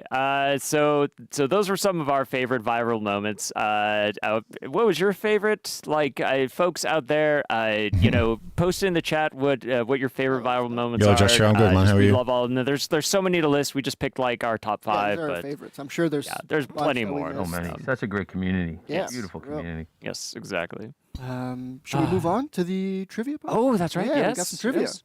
Ooh. So, Oh yeah, trivia. This Let's is go. our 200th Warrior Den special. We have a little trivia game that we want to play. So make sure you're on the For Honor game main channel. And basically, the first viewer to guess the right answer wins. You win that round. I mean, there's going to be a bunch of they questions. win the night with me? Unfortunately, I don't think we can I don't afford want to that. overpromise there. All right, are you guys all going to take part? No, but yeah, the viewer Get your who answers does, ready in the get chat. the right answer in this, and again, we're gonna have multiple choice, so it's not just a letter. You have to actually post the answer. But they're gonna win a prize. It's 4 XP boosts, a scavenger crate, 3 days of championship status, and if we ever find in case we run into a tie with this process, we'll be picking the winners based off of that. Random. So we'll pick that up. So I think we're ready to start. Let's do it. So Warriors Den 200th episode trivia game. Let's get into rock it. Okay. Question 1. What year did the very first episode of The Warriors Den air? We'll give you like 10 seconds. 2018. I feel like we need to fill this. Yo, thank you so much. Did we plan out how we're going to fill this dead air during those 10 seconds? I don't know, guys. 2018. Sure, I'm guessing. And the answer is... That's when I was born. C. No. 2017. 2017. Yeah. Wow. That's awesome. That's pretty cool. Larry, you want to read the second one? Question 2 is who was the very first DLC hero ever revealed on a Warrior's Den? Oh, I know A, this. Shigoki, B, Centurion, C, Shaman, or D, Highlander, aka my dad. But I thought the community was your dad. Centurion. Sorry. Truth's out. Truth's out. My father was a Highlander. Centurion. The entire community they gave birth was. And the answer is... Cut that part out. Well, we're live right now, so... Oh, whoops. So what's the answer, Larry? Highlander's not my dad. Centurion. Yeah, it was Centurion in Shinobi. Oh, in goodness. Okay. Season 2. Question 3, folks. Who is the music composer that we've invited onto the show multiple times? He's been on 3 times now. Is Taylor it A, Swift. Taylor Swift? Really? B, Berserked? C, Berserkid, I'm sorry. C, Amon Tobin, or D, Luke St. Pierre? Gotta be Swift, right? For sure A, but is it up to you, community. I think we would have known if I don't know this I can one. tell you right now, it's A. Yeah, if Tay was here, we might have missed that. But no, the answer is D, Luke St. Pierre. So there you go, folks. Okay. Moving on to question 4. When was the Warriors Den wooden set introduced for the very first time? So this set right here. Right. That's Is a it good oak. May 10th, good, yeah. 2018. Is it B, April 1st, 2017? Is it C, December 25th, 2019? Or D, July 4th, 2018? I'm going to go 5 with seconds. 4, C. 3, 2, 1. I'm going to And go the with answer C. is May 10th, 2018. I feel like those other three are a bit of that was a red guess. herrings there, Yeah. But you I should see give what you it did May 10th a holiday now, I think. That was a total Larry's guess. Day or some shit. Larry- That works. Something. Are you trying to get out of work again? Is that what's going on? Come on, man. All right, so question 5 is, what fruit did Nolan eat that cursed him? Was it A, watermelon, B, peach, C, banana, or D, strawberry? Tough call. All great fruits. This is true. But at some point, one of them is the one that cursed Nolan. Poor Nolan. It happened. I know. It's okay. Thank you. Strawberry? One day we'll break that curse. One. No, It's peach. definitely not peach. today. And the answer? And You got to give the answer. B, peach. It was a Oh, peach. Yes, that was also in Max's montage. The peach was calling to me, like, it was as a it really always good does. peach, though. Those were amazing peaches at the start of the show. So, alrighty. So, folks, next question. Question 6. How many playable heroes are there in For Honor as of Year 9, Season 3? Is it A, 28, B, 30, C, 36, or D, 37? Oh, this is an easy one. You like 3, 2, Great number. 1. I love all those numbers. It is D, 36. 37. 37. 37. With the Virtuosa. All right, this next one's easy. Oh, shit, Okay. yeah. If you don't get this one right, come on. Okay. All right. Who is backstage pressing all the buttons since the very first Warriors Den? Is it A, Max Prue? Is it B, me? C, Nolan? Somehow or D, JC? Gotta keep at it. I will give you 3 seconds to answer Flexes this. I thought it was 36, but I forgot about virtual I'm gonna three. go So. 1, and the answer is A, Max Prue. That's right. I feel like we had a whole segment about him, too. We did. So nobody should have gotten that one wrong. Okay. All right. Question 8. The testing grounds are meant to do what? Is it A, preview story content, B, experiment with hero reworks and balance changes, C, show unreleased animations, or D, tease upcoming hero weapons? All right. Give you all like a couple seconds. This is easy for me. Easy What do you think it is? Experiment with hero reworks and balance changes. I do that all the time. You're correct. It's B. Oh, I got it right. Nice. You got it, Larry. See, I'm not Got just a it. pretty face that gets executed. I'm a pretty face that knows his shit. There you go. But that's good. All right, question 9. What is the usual time slot for Warriors Den episodes? 6 p.m. EST, 12 p.m. PST. Just joking, it's still EST. These are all 3 p.m. Newfoundland time. That's a Canada joke. Just joking, still EST.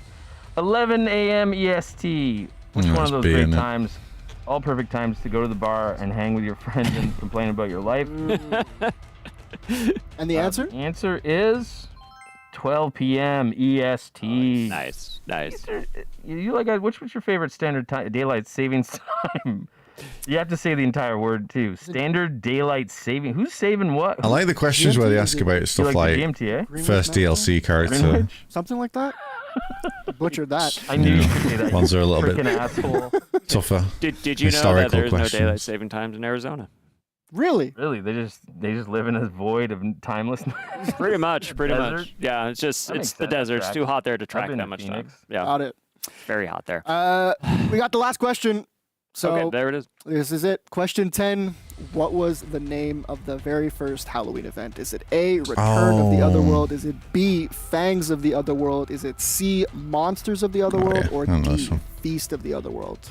I'll give them a bit more time just to let this a bit longer. Well, you sound like great tracks. We should Yeah. cut an album, guys. You're right, I honestly. almost did Yeah, one it's time D in back it. in the day, but Yeah.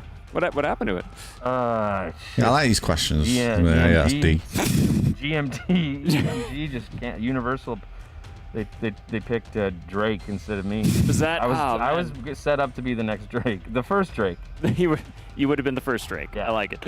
And the answer is D, Feast of the Otherworld. Feast of the Otherworld. Yeah, it was like that blue mask effect It's great, honestly. Yeah, I feel like we could jam to that. with the blue eyes. I had All that on my right. ward, and I Well, remember. folks at home, that concludes the first ever Warriors Den pop quiz. So congratulations to the lucky winner. We don't know who you are yet, but we have very smart people going through all the chats, and they will determine the winners, and you will be contacted after this. So we hope you had fun with that.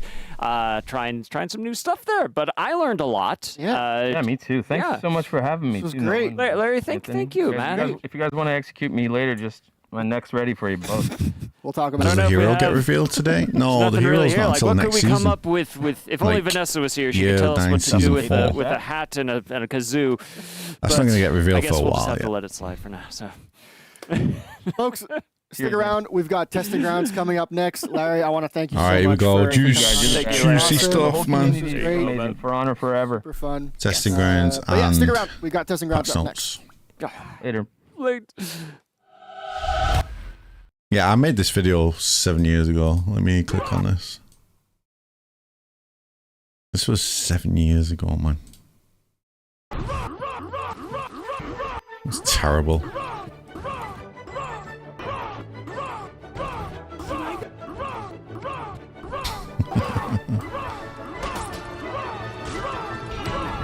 It took me so long to fucking make this.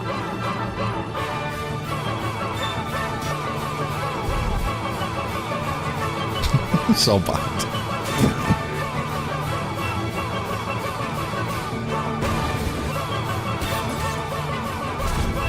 These are all unique backgrounds, by the way. There was no repeats or anything. It took so fucking long to do.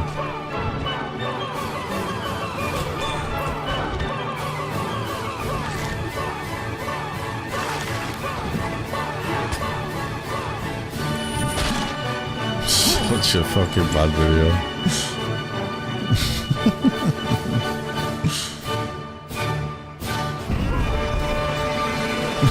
Islander grab, I forgot about that.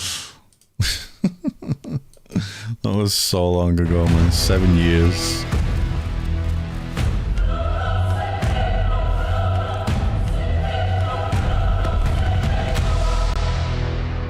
I used to have fun making shit like that. Now I just duel and talk. Okay, though. How times have changed.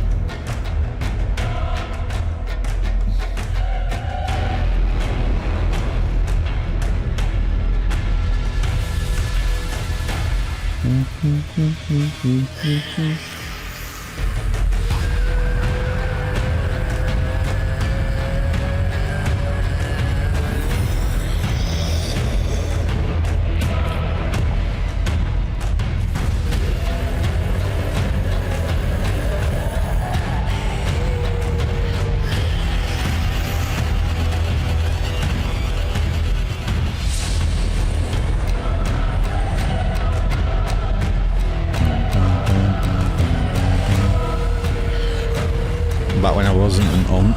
Yeah, I was just a little coot.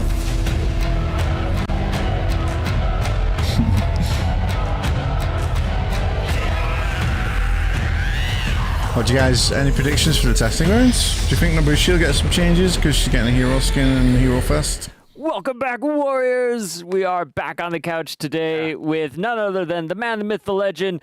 JC is back. Yes. Welcome back. Thank you. I'm sitting in the back there and I'm watching Larry. He's my personal hero. He's so good. And so I don't know how to follow this. So we'll do what we can. We in honor of Larry, which again we're sporting the shirt. I mean, like there's a reason why. I'm his biggest fan, literally. So it kind of works. Yeah. That's so good. Yeah, it was so good having him here. But I mean, what a stacked show, because we've had Larry here, we've seen Max, we got you on the couch, of course, to talk about JC, the upcoming testing goat. grounds. Yes. So, There's one thing I want to mention a little bit before. Well, a couple of things. First of all, I'm already married, so thank you for the people who wanted to marry me, but my wife would probably have something to say about that. I don't know. But thank you. You're getting proposals in chat. Yeah, dude, like it's insane. Just because of cross pride. It's amazing. There it is. I also need to mention that Raph was joking. Mm-hmm. Just to make it clear. just so it's super clear. Like, we're kidding around constantly and everything. It's okay. Raph is joking. Raph wanted cross progression too, just like everybody else. wanted cross progression for the longest time, and it's not always the easiest thing to get to happen. So super happy it's in. That's great. Really good. Also, regarding cross progression specifically, so there's been a couple of questions I've seen in chat. There's two that I want to address, like very, very specifically. One being that people were asking, let's say I have like a Rep 90 Lawbringer on like Xbox, right?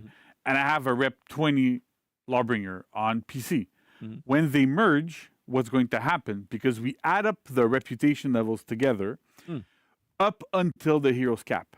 So if you had like 245s, they're going to go to 90. But if you had like an 80 and a 20, it'll go up to 90 as well. So that's the thing to know. It's like it's really, really important that, like, I know some people it wasn't super clear for them. So I wanted to make sure that it was a lot more clear for that. Gotcha. And then everything else, like your progression, your currency, everything kind of merges together into one specific so cool, spot. man. That's so good. I think Nico did an amazing job, and there's a great fact. But just like these two questions kept coming up and up and up. So I wanted to make sure I would address him, give him like a bit of a break too. Sure. It's not always the easiest thing there, but that's great. So now we can talk about testing grounds, right? So testing grounds this time, we're focusing on feat reworks for 4 heroes this time. We kind of learned our lesson where we had only 1 hero. So we're doing 4 at a time. It'll give players a bit more stuff to dive into. The thing I have to note here is the tech that we have for testing grounds is amazing, but unfortunately it can't apply to bots. So because of this, the bots, like, you can't really play against bots for these heroes that have those feats. So you really have to play with other people in PvP to be able to test out the bots. Or you go into PvI and you play yourself with the hero to test out the bots, the feats rather. But that's kind of like, it's a little bit of a limitation that we have. But it's still testable, so that's great. Okay, So let's get started. So we have Centurion. Oh, nice. Front and center. There you go. So we have all new feats for Centurion. So let us have a quick look at them. First one is Amplified Roar. So this is a pretty simple one. It's a passive feat that when you deal the 3rd hit of Lion's Roar, so guard break into light, it always unbalances your opponent every single time. It's a feat, so it doesn't really happen in duels. But that's part of what we're like, well, what can we do to make Lion's Roar a little bit more interesting? It's good there. Now, again, I want to stress this because it's testing I am the grounds, Centurion. and I know people are probably right now, it's the most insane guard break punish ever. Haymaker won't be there anymore, so you don't have to worry about that. Balances, but also, like, the damage on Eel's Talon that you get after somebody unbalances, that's we pretty know crazy. it's probably going to be too high. What we're testing is the functionality of this. Right. And if it does end up being like, it's enjoyable, people like it and whatever, and it does go to live, then for sure we need to address other parts in terms of balancing to make sure everything's okay. There's a lot of venues we can take, but really, like, we want to test the functionality of this in a little bit more of a vacuum. So we know that Eel's Talon is going to deal a bit too much damage off of a guard break off of this. We're well aware of it. You can still mention it if you want to, but that's kind of like, that's a big part of that. Sure. Next up, we have Eagle's Windfall. So this replaces Lion's Roar is the Haymaker. free bashes. Very importantly. So what it does is after you land an Eagle's Talon, you reduces your enemy's attack, like the enemy's attack, and increase your ally movement speed. So it's an AoE, right? So as soon as you land Eagle's Talon, an AoE spawns under you. Any enemy caught in this will deal less damage, and any ally caught in it is going to get an increased movement speed. So this kind of it's a twofold thing where if you use it in a gank situation and that kills your opponent, your allies that are really good with you will go, cool, we can rotate to somewhere else really quickly, or actually a little bit faster than usual. And if you use it in a situation where you're outnumbered, it'll give you more survivability. So really the idea is what we wanted to make sure that, like, it kind of had a two-pronged approach to how do you make it more interesting. And it's part of how do you make Centurion want to do Eagle's Talon like more often than what it used to be. Gotcha. Third feat is that first tier is very strong. Pugio. So again, theming with Eagle's Talon a little bit here, indirectly, but still. So it's still like Pugio that we have before, where it kind of like it binds, it pins your opponent.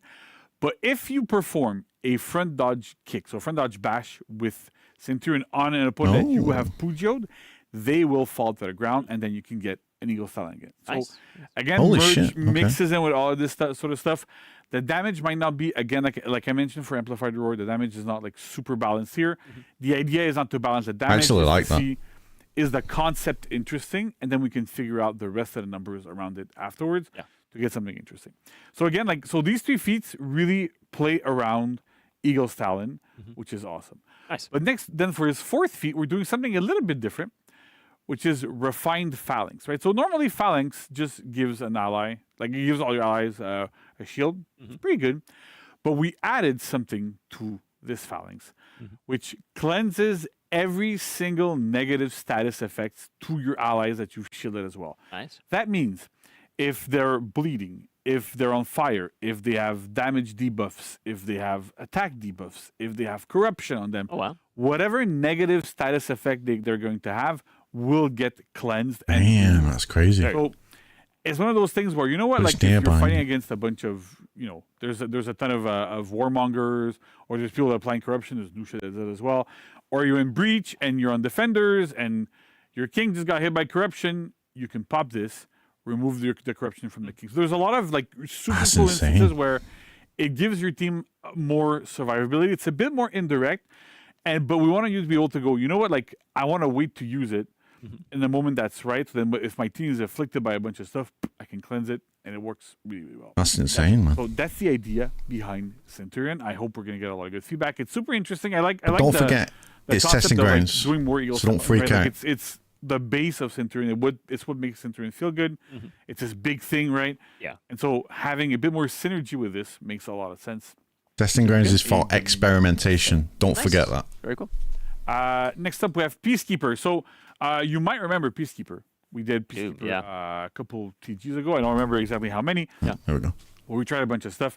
So what we're doing with Peacekeeper is we're going to be adjusting the damage and like some of the numbers on two of your feats, namely crossbow wound, right? So the feat is the same, but instead of dealing 5 direct damage plus 10 bleed, it deals 1 direct damage and 10 bleed. So wanted to reduce, it might not seem much with a 4 damage reduction here. There's a couple of things to keep in mind. First is if you deal less than 10 bleed, it's basically invisible on the life bar. So we kind of have to be at 10 bleed, like minimum-ish, so to have like a bit of an impact. And it has to deal 1 damage, otherwise we can't apply the bleed. So it kind of works like this, but again, it's a tier 1 feat, so we don't want it to deal too much damage. Bleed is already worse damage than regular damage because it can get cleansed, there's a bunch of that can happen. So because of this, like, it kind of helps, but it also benefits Peacekeeper quite a bit.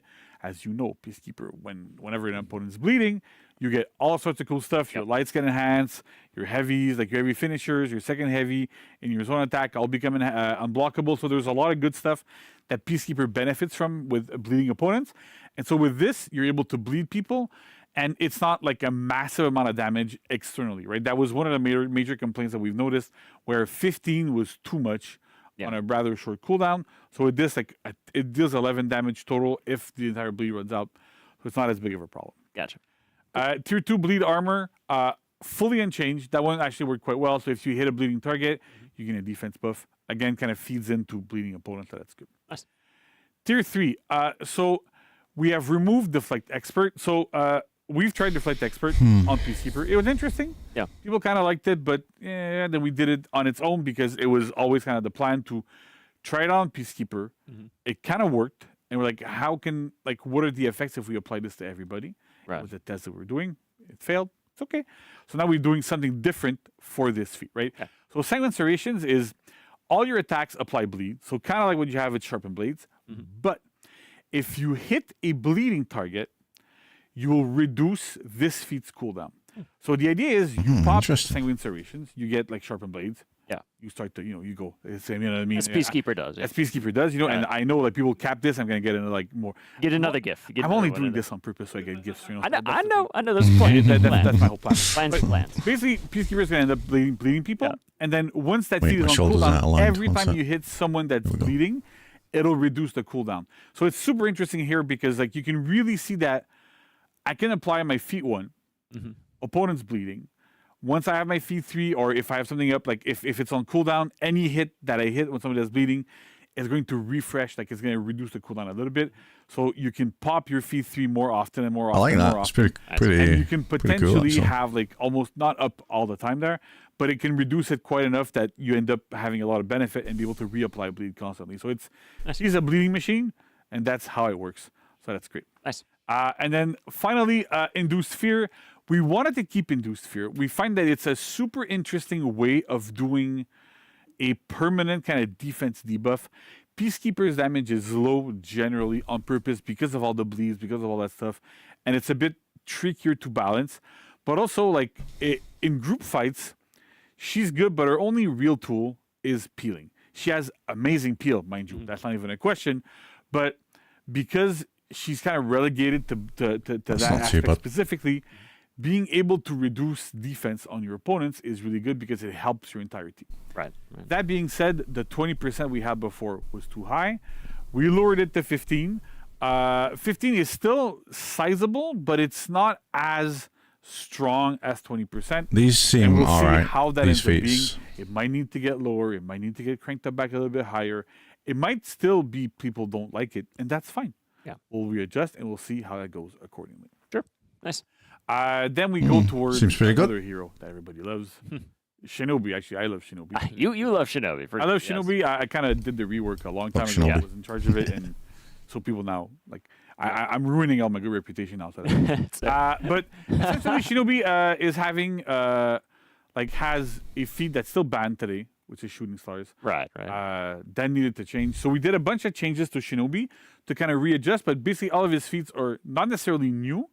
So his first feat and his fourth feat are new. There's no shooting stars specifically, and we're doing something else. So let's look at what it is, right? So tier 1, so Sickle Cloudburst. So every time you deal the third hit of Sickle Rain, you gain an attack buff. So this is interesting because optimal Shinobi play typically tends to be you do Sickle Rain, 2 hits, backflip, And then backflip. and then after that backflip, you have frame advantage against your opponent, so you can do your kickflip without your opponent being able to interrupt you. If you do the third hit, however, and you backflip into kickflip, you can be interrupted. So you have to make a choice when you have this feat as to, do I sacrifice my frame advantage for higher damage, or do I just go, you know what, I don't care. I want the frame advantage, or I already have the damage, so I don't really need it more. Right. And kind of having that aspect of choice into how many hits of Sickle Ring you're going to be doing. So that's the big idea here with this feat specifically, is giving you more choice, giving you more agency as a player, as Shinobi, and then sometimes you're actually going to want to do that third hit of Sickle Ring, which is amazing. Yeah, nice. Next up, feat 2, so Refined Nukekubi. It's Nukekubi, but instead of being tier 3, it's tier 2. So Nukekubi at tier 3 is a bit underwhelming, right? Like there's moments where it's super cool because you get, I got Nukekubi, I got infinite stamina, but then it's on tier 3, it's too late in the game, there's better tier 3s, and it's always a bit of a downer to kind of get there, and it's like, it feels like a wasted slot. Yeah. It's great because like in some maps, like in Temple Garden, for example, right? The minion lane is really compact, so you can get into there and just do a zone attack and just slam his back. Yeah, I quite like that. So it's great for farming a minion lane. But at tier 3, again, it's a little bit too late. It's a bit complicated to use, and there's better choices. So we decided to go, you know what? Like, it probably will work as a tier 2 feat, so we put it as a tier 2. Nice. Tier 3 Yeah, is quite like that. Yamauba. Still Yamauba. Shinobi is the only hero with Yamauba. Oh, wow. So we need to do a name change. But it's now a tier 3 feat instead of a tier 4. Again, at tier 4, there's better choices. There's a lot of different things that can happen. So having Yamauba at tier 3 instead of tier 4 gives Shinobi that survivability. You become like the ultimate minion farmer, but you need to pick these 2 feats. Nice. Right? That's where it goes.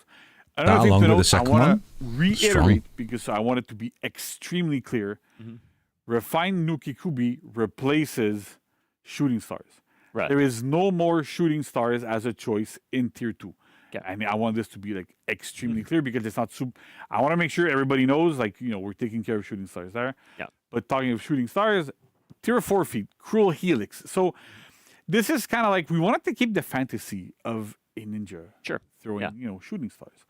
But how do you make it in a way that's not kind of broken? So to give a little bit of an insight as well, shooting stars is problematic because it kind of launches a bunch of projectiles at once, and the shotgun effect that we have is because they like all of them spawn really quickly one after the other, and when somebody gets really close to you from a guard break or from some different situations, they end up spawning inside your opponent, and so that kind of creates that shotgun effect that we kind of see. And like, we hated this. We don't like it. We've been looking at like, what can we do to change this to make it feel better? It's been banned by the competitive community for so long. Forever, yeah. It's good that it's gone. So we're kind of doing, but we want to keep that fantasy, right? So with Cruel Helix, the way it works is you pop it, and then Shinobi throws 2 waves of shuriken and a 360-degree AoE around him twice, and it damages everyone, so like allies and opponents alike, and Oh, it pushes wow. them back a little bit. So if they're right on the edge, the first Holy batch shit. of shuriken is going to push you out, and the second wave won't hit you. But if you're too close, if you're a little bit closer, both of them will hit you. So it's a big kind of Wow. like big AOE damage. It's not massive AOE damage. Yeah. But we still keep the fantasy of, hey, I'm a ninja, I'm throwing shuriken, I'm doing stuff, without it being broken like we had with shooting slugs. That's interesting as Right. fuck.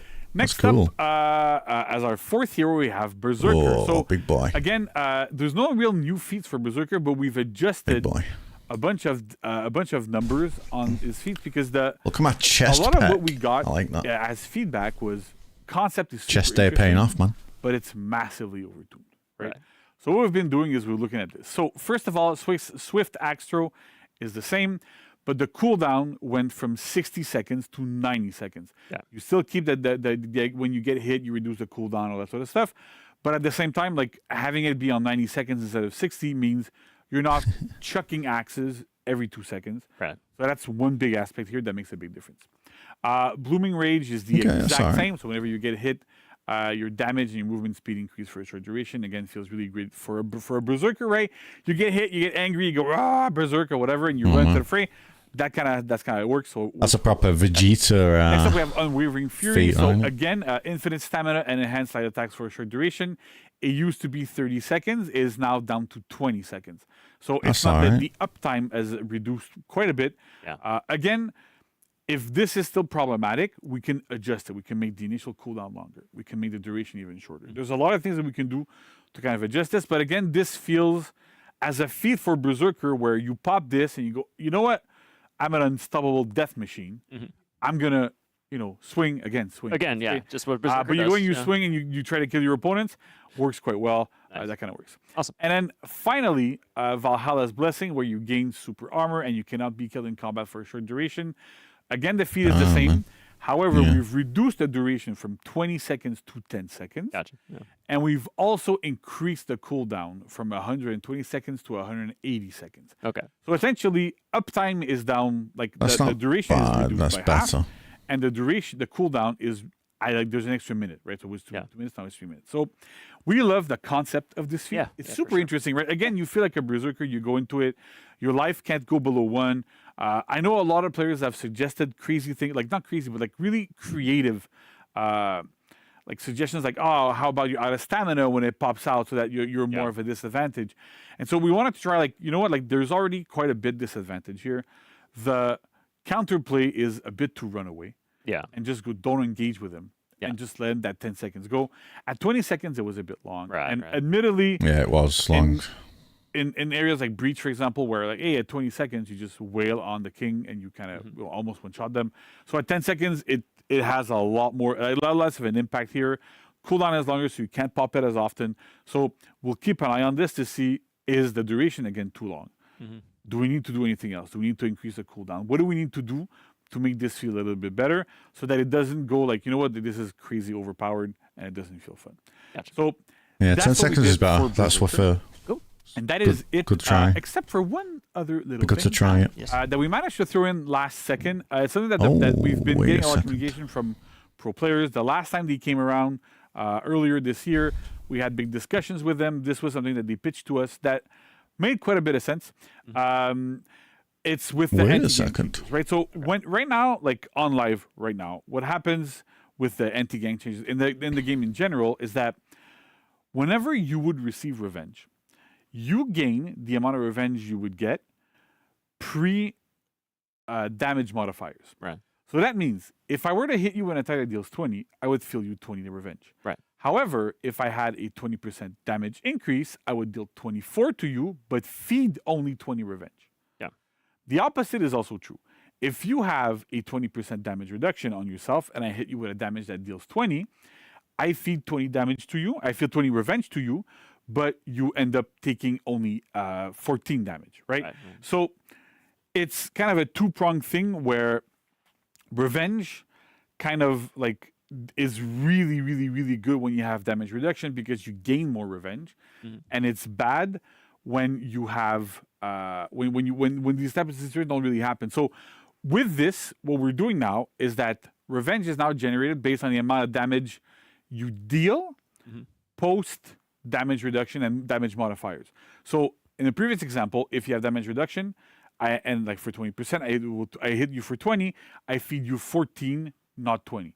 Gotcha. This is super important because with the anti-gank changes, we've made things a lot more consistent, but you end up in states where you have like 75% damage reduction a lot more often, and that was crazy beneficial. And the side effect of this is that at very, very high level, it kind of de-incentivizes players from attempting ganks, attempting to participate in group fights, because a mistake is incredibly costly at that point, right?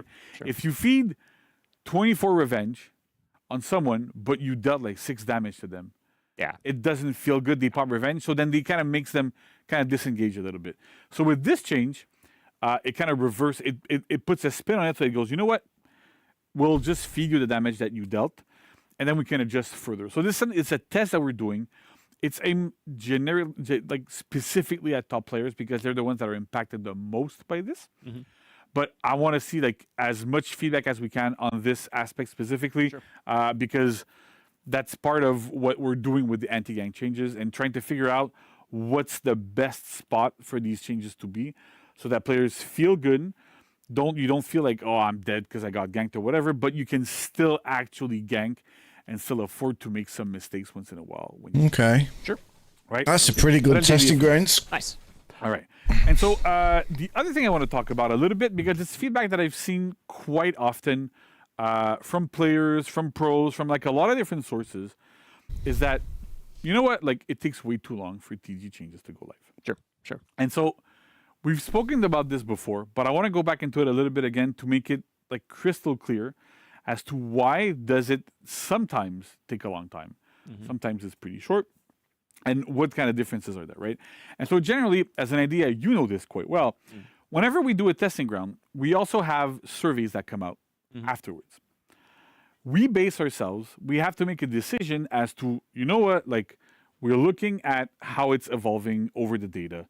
We look at how it's going out on social media and stuff, like looking at like, you know, every kind of spot of data we can find, like on YouTube, on Reddit, on wherever, and trying to figure out like what the reaction to it is before the survey comes out. But we need the survey and we need the answers at the end to help us make the right decisions.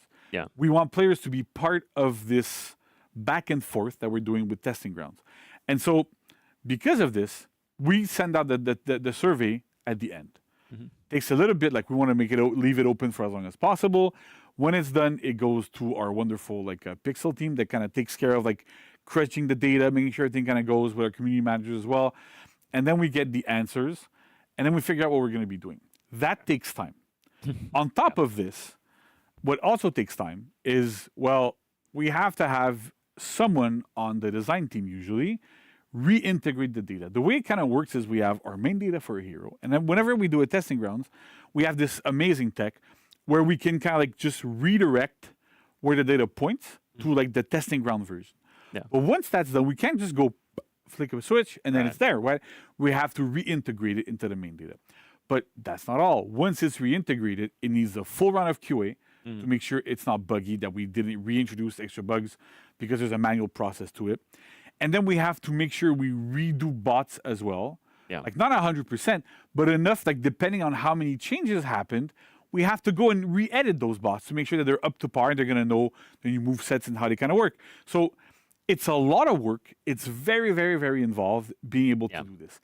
In the past, we were able to go a little bit faster, mostly because we didn't rely on surveys as much. We had them, and we kind of use them to be a bit more of a gut check and a, you know, like this is what we're good. But we also had more testing grounds on the first week, random observation, or on the second week at worst. When it's on the fourth week, like by the time that we get all our survey results and stuff, we're already working like on the next season. Sometimes it takes a little bit longer. We always have to work in advance. On a live game, that's like I'm spoiling it. I'm showing you the sausage meat a little bit. But often enough, when you work in a live game, you're working at least a title update, if not a whole season in advance, because we kind of don't really have a choice. Like things have to keep coming. Everything we do takes time, and so what happens to Tiandi's hand? That's kind of what ends up happening, right? We try to work as much in advance as we can, but not too much. We're not going to be doing stuff, for like God knows when. But at least like we're in advance enough. And so that makes these things a little bit longer. It also makes us it's a bit harder to be really reactive to changes. That's why sometimes like it takes a little bit longer for these things to happen. Yeah. Because like we have to have a window to be able to push a live patch and to go with like, this is a major issue. So we have like a little bit of windows. You know this quite well because you were in that position for a while. Yeah. So the gist of it is, if we want to make sure that we deliver testing grounds in the fastest manner possible, but also the highest quality possible for the results, we need to take our time a little bit more. So that's why it takes a bit more time to have testing grounds. Sure. I know also players would like us to do way more testing grounds and almost have one every week and all that sort of stuff. You know it as well as I do. Setting up a testing ground is not trivial. No. There's a lot of stuff that goes into it. We have to agree on what the changes are going to be. What are we going to be doing? Set up a bunch of little data points to go, like when it's this moment in the season, you switch to this event happens, these things happen. It's a lot of work. It's a lot of overhead for a lot of these things. So that's why we kind of focus on having maximum 1 per season. We've done 2, but it's super rare. Like max 1 per season, so that it gives us enough time to reintegrate, look at the data, do all that sort of stuff, but also to prep them properly. And so, yes, we would all I know everyone on the dev team would love to have testing grounds. All the designers would love to have like way more testing grounds to test out. Yo, Silent, I'll answer your question in a sec. Because they do, and they're super creative. They're all amazing designers, but there's a limit to how much we can push and how many things we can do with the resources that we have and the time that we have. So I wanted to make sure that was super clear. That being said, sometimes there's exceptions. Okay. In the slides that I've shown previously, there's the revenge change. That what's interesting with that one is that it's a code change. Even though like in data we have access to go, this attack deals X amount of that, X amount of revenge, we don't have access previous, like because it can't be in the data to go, like this deals this, but if there's damage reduction, it deals that or that, it would make no sense. So that's a code change. But because it's a code change for the testing ground specifically, it is possible for us to just almost literally flip a switch and have it live extremely quickly because it's already in the code and there's very little that needs to be done on the code side to be able to have it enabled permanently. So if the revenge change is super well appreciated, players love it, and we're good, we can talk to our amazing programming team and our events team and go, make sure this is just on permanently everywhere and we're good to go. And we don't have to wait for a long time because it's code. Most of what we do is data and has a lot more implications on a lot of stuff. Whereas when it's a code change, I don't want to say it's a little because it's not little. I know Pedro, our programmer, did a ton of work on this one. Yeah, next month there's another Samurai Hero skin for the Halloween event. Just turn it on. Yeah. So we can turn it on earlier if we want to, if the results are good enough. Awesome. What's up, Spook? I thought you were streaming, Spook. Awesome. Cool. Thank you so much, JC. So, folks at home, so thank you for all of that. Again, you will Did you be get able lazy to check and then this just out. stream? Sorry, I was trying to remember the dates. Yeah. You can check out this testing ground starting October. Oh, we got this patch 2nd, notes next. So, Don't go anywhere, guys. Don't forget to go in there, test it out. We got some It'll be juicy live patch for a notes. week starting October 2nd. And again, as JC said, we mentioned, please fill out the surveys. Give us your feedback. The more feedback we have, the more comprehensive that data. This is such a better testing grounds, having what we do more with characters in the it. data and the changes. So it's super helpful. We read all of that. So please don't hesitate to give us that feedback. And make sure The Halloween event this year is going to be a throwback everything, like a hawk. Not only us with a twist. Our community management team also looks everywhere. Yes. I don't want people to think that I doom scroll Reddit all day just for that. I do, but I also look at I look at stuff on every single platform. I look at stuff on YouTube. I look at stuff on pretty much everywhere. So at least on my end, so I get a bit better informed. But we don't just focus on one source of data. Sure. We kind of look everywhere. So don't worry. We're making sure that stuff that if you're saying something and it's anywhere public, odds are we'll know about it. There you go. Don't hesitate. All right. So we're watching you, folks. No, just kidding. Alrighty. So very cool. Well, thanks again, JC. Folks, coming up I think it'll be the Joe after this, Ragumo as well. we are going to talk about patch notes now. So the things that are going to go live next week. So don't go anywhere. We'll be right back. Any predictions for the patch notes? Any predictions? Virtuosa changes, or is it too soon? Is it too soon for the Virtuosa changes? What do you think? Oh yeah, by the way, to answer your question, Silent, so if you have an Xbox account and there you have PC, they will merge together. So say for example, you have an Xbox account with like 200 reps, and then you have a PC account with like 200 reps. They're both gonna merge together. So you know, if you don't have any like characters that are repped like max, that'll be like a 400 rep account basically. So all your reps will merge, all your characters, all your steel, your currency, everything you've unlocked, all your stats, everything will be merged into one account, which you can then use either on PC or Xbox. It'll be the same account. So yeah, it's all just merging together. So say for example on Xbox you've got a rep 20 Lawbringer, and on PC you've got a rep 30 Lawbringer. You're going to have a rep 50 Lawbringer. Back. We missed you. We were gone for so long. As we transition things, but I didn't even move. Yeah. I mean, yeah, we had switched stuff in the background. Max did. Max had to switch. Yeah, stuff so it's fine. We did the entire set. This is true. Yeah, I came in, just dusted everything off. We adjusted our kazoos a little bit. There we go. All good. Actually, that's going to really hit my.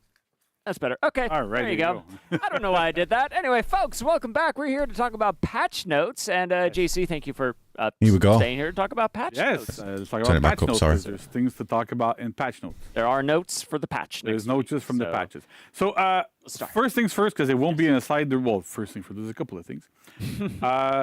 Change number one, that's more of a bug fix. There's two changes that are bug fixes on Virtuosa specifically. All right. So that bug where she was able to evade minions and repose people is gone. Fixed. Yay. Awesome. We would have liked to have that fix in earlier. However, that was a code fix. It wasn't a data fix. And if you've ever done game development... Can't live patching code. Yeah, live patching code is borderline impossible. So unfortunately, we had to live with it for a little while. It's sad, but you know these things can happen once in a while. Yep. Also, Virtuosa, we also resolved the bug where she could kind of target swap her riposts if you did it like in a specific situation. So now she can no longer. She'll always repose the person that she dodged. So it kind of works there. That being said, also there's no other nerfs or buffs coming to Virtuosa this patch. So have they not fixed the bash bug? Because I know I've been looking at the bash skip animation. And people, and even on all sorts of platforms where players like either go, hey, it's a skill issue if you're bad against Virtuosa, or she's fine, or she's overly strong, right? Sure. Looking at the data, I looked at it this morning. Since she launched, she's sitting at a super comfortable 50% win rate, like flush 50% across all skill levels, everywhere. So that's almost exactly what we're looking for, isn't it? Right? Where we're gonna keep an eye on the hero regardless, because I know. And you go straight into a bash, it skips that dash forward animation, so it's like an instant bash. That are like difficult to deal with and that sort of stuff. So we're keeping an eye on her. I don't want to commit to anything because I don't know honestly what we're going to be doing with the hero. We want to gather a little bit more data, get a bit more stuff. I'll let her out in the wild if, for a if bit. she ends up, and it's one of those things that often happens, right? When you release a hero and then they're just like, their win rate Who do I want to see in the like patch crazy on the notes? first week. Then it settles back down. Then it lands at like 45. And then it keeps like going up and down as players. I don't know, man. Players play the hero a little bit more and kind of discover things. So for the moment, like for this specific patch, we're fixing at least those bugs. So those were responsible for a lot of frustration, 100%. But I want to make sure that like don't expect more Virtuosa changes for this exact moment. Gotcha. Right? Awesome. So not that people are like crying in the stream or rejoicing. I don't know. Sure. The other change that is not in here, but that's in the patch notes, like on our website, is that you remember, right? When you're playing and you go into a quick play, or you play and you switch and you go, oh, I want to play PVI today. I want to do this. I want to do that. Yeah. But then you always have to redo it. Yeah. Yeah, not anymore. Oh, okay.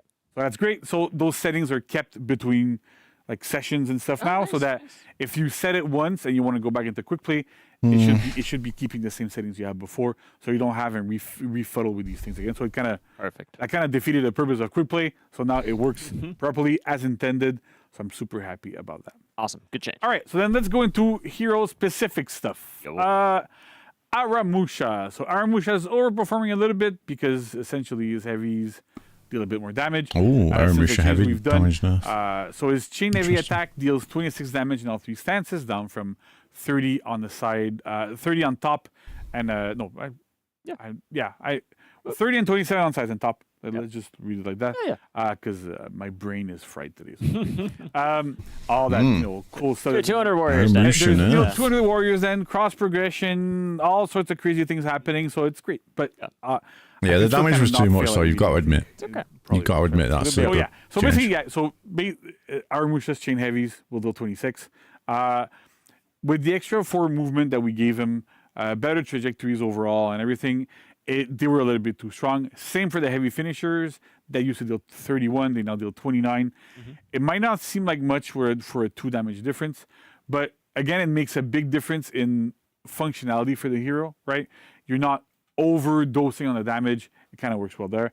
Again, we'll keep an eye on it. If it ends up being too strong still, we can still adjust it and we'll be. I can't see that being too strong. Next still. up, we have Shigoki. So Shigoki's been suffering a little bit from the previous change that we did, where headbutts can no longer chain into his heavy finishers. Heavy finishers, right? And so that kind of hurt Shigoki a little bit, even though his win rate in duels is still really high, super high. Yeah. But we do recognize that this was a bit problematic. It was kind of like it felt bad. So. Partially, one of the big reasons for it actually is that the risk-reward situation here was kind of bad, right? Yeah, the headbutt didn't deal enough damage to warrant using it. We didn't want it to chain to lights because then it creates like other kinds of situations, because then you should be able to change your heavies, and then with armor it kind of creates all those sorts of issues. It makes sense. We don't want to make it so that the armor also yeah. kicks in later, because then it affects this chain one, and then it feels bad. So to adjust a bit the risk reward here, we're making it deal 12 damage, which is kind of a lot more in line with what generally these attacks do. And the stamina cost also got lowered to 15. So generally when you do a friend dodge bash, you're going to pay 15 to 20. Then you have to throw a light. That's going to cost you an extra 9. So you already paid you basically paid almost double from what you're going to pay now for that front dodge headbutt. So it makes it a lot better. It's more enticing to throw. It's a better move to use. And you're rewarded a little bit better, while still having the drawbacks, because it still felt like, even though when you're playing Shogi, you're super happy, right? I'm going to do a front dodge headbutt, and then trade with armor. It was really hard to deal with unless you had dodge bashes. So with this, it does, but it felt terrible to play against. Yeah. Right. So with this, it should help it make it a little bit better on the Shigoki side, while not overly frustrating when you're playing against the Shigoki. Perfect. All right. We also have Gladiator, right? So we did a little bit of an experiment on Pirate. We have a front dodge heavy and a skewer, or not a skewer. Walk the plank. Walk the plank. That's huge. I have a slightly smaller parry window. Extremely successful, especially at high level, right? At lower level, nothing has really changed. It's still the same as it always was. But on the reactability scale, it's way better. And when we had players come in for a little bit of a workshop and stuff earlier this year, we had a talk with Blitz and with Bean and with these guys, and they're like, yeah, it's a lot harder to react to now, like almost impossible, which is great. And so on Gladiator, one of his cornerstones is Skewer. Right. Now, Skewer was also known as one of the most reactable unblockables in the game because of the way the animation is done. With the parry window 166, we're looking to see, does this impact Skewer? Skewer is super strong, deals a ton of bleed damage. You can use it in a bunch of different situations. So I'll be curious to see how this pans out for Gladiator specifically, but it should be a good change. And I know that generally Skewer was reactable for players that are not reaction monsters. So this should also really help players with Gladiator in this instance specifically. Awesome. Should be good. Then we have Shinobi. So Sickle Rain. Small buff to Sickle Rain. It generates 30 revenge down from 55. Again, that was kind of how it worked. We had to increase the revenge on Sickle Rain to make sure to handle some of the outlier ganks that we had before and that were problematic. And I think that's it, right, for patch notes? Yeah, okay. That's about. That's it, right? Yeah. So, I mean, it's already, we got cross progression. There's a bunch of stuff going on. So it's just, hero skin. I feel like, did you mention something last Warriors Den though? Like, was there something else? Like I told you, like, my brain is pretty fried, and I was laughing so hard with Larry. And Sure. I think there was some. I'm glad about the What was it? skewer change. I mean, there's no other heroes I think that really needed like anything else major. No way. I think everything's pretty good and balanced. I think like everybody has a roll catcher now, right? Yeah. If I'm looking at my notes, I think 36, right? 36 roll catchers. Wait, but didn't we have like a trivia earlier? Oh yeah. Didn't it say we have 37? We have 37 heroes. So didn't you say 36 just now? Yeah. So who's missing? Either you can't count, which I don't think is the case, or somebody's missing. I don't know. Maybe we're missing someone. Maybe we're missing somebody. I think we should try to praise the sun and Raw a little bit. Yeah. And then we can see like what happens there, right? Oh, what do we got? Okay, let's see. Our community ready for this? Rah. Catcher, there we go. That was the cringiest thing I've ever done in my life, but it's amazing. I embrace the cringe. I have to embrace the cringe. Embrace the cringe. You can still do like little things, and so there you go. Oh, it can be fainted. So, I wasn't even on camera when I was doing it. So Hell that's great. yeah. I can do it again. Do it. Everybody clip things. Yeah, clip it, roll catcher. Yeah. Yeah, that's a gif. So Conqueror now has his roll catcher, right? Crashing apprehension. I guess I'm reading that right. Yeah. My English is really bad today. That you do with a forward dodge plus heavy. So yes, Conqueror finally has his roll catcher. I promised it last time. We're delivering thanks to the animation team, thanks to the design team. Hell yeah, man. Everybody to make this happen. VFX as well. Yep. But basically, That's Conk has a roll huge. catcher. It counts as a heavy opener from top stance. It acts as a chain starter, so it can go to like lights, heavies, and shield bash. It can be feinted. It can be soft feinted in full block stance. So it's basically like a really, really, really good tool. Yep. So that's great. And we also have a little bit of a video with the amazing Max that everybody loves now. Everybody loves Yes. it. Oh, we get a video. So this is how this works. Oh, right? the So jump. Conqueror's roll catcher. You front dodge into heavy, and you're able to catch opponents that are smack 'em dodging. with them. Smack him with that flail. Love it. So that's the great thing here. You can now, because Conqueror had a tiny bit of an issue where, it's hard to initiate from external. Sure. It's hard to go, you know what, like I'm getting revenge. I'm popping it. Everybody's rolling away. What am I going to do? And so for the longest time, we were a bit skittish about doing this, to be briefly honest, because it's okay that people run away from you when you get revenge. Sure. It's totally fine. You still end up winning in some way. But it's a very emotional. of course, time it's right very now. emotional. Very emotional. I'm crying right now inside and outside. But yeah, please. I'm going to get a little bit of water. Thank you very much. So, thank you. So, yeah. So basically, even though like it was good that people are disengaging from you because it means that you won the fight, it means that you're stalling, it means that you're going where you want to go, it still felt bad. Yeah. To not be able to catch anybody. To have when you're playing 1v1s and Kong does anything, you just roll away. It made it a lot harder, especially when you're like just a little bit away from them, where a feint to garbage is not going to land if you're not in your chains or whatever. So giving that move to Conk was the last holdout. Everybody has roll catchers now. They don't have the same level of effectiveness. Sure. And we keep looking at them and see what we can do. But at least at the very least here, Conk finally has that roll catcher, and then we can move on from that discussion. The game is not perfectly balanced. The game is not perfectly balanced. Looks like, see, I can balance this in 2 fingers. That's how balanced it is, right? I need 2 fingers to balance it. That's great. Terrible analogies. Terrible analogies. That's amazing. But that's it. So I hope people are happy. Yeah, I really hope so. Yeah, for sure. And we're delivering like so much stuff on this. This is a big one, yeah. It's a really big one. So awesome. Well, thank you so much, JC. Much appreciated. Really looking forward to this. So, folks, patch all that stuff you just saw going live next week on the 11th, including the Conqueror Roll Catcher, Crashing Apprehension. Very excited about that. Folks, don't go anywhere because we're coming back with the Community Corner right after this. JC, thank you again. Thank you. I'm going to 200. crash all your apprehensions. And What'd you guys think? Them all. There we go. They surprised us at the end, though. I like it. I like it when they surprise us like that. Alright, we've got Community Corner with our 2 favourite guys, Jet and Josh, probably. We'll watch that and then we'll end it. And I'll go get some food, because I am hungry. But We've come this far already. We might as well stick around for a little bit more and watch the clips, right? What? Why not? What do you guys think? Oh, let me know, man.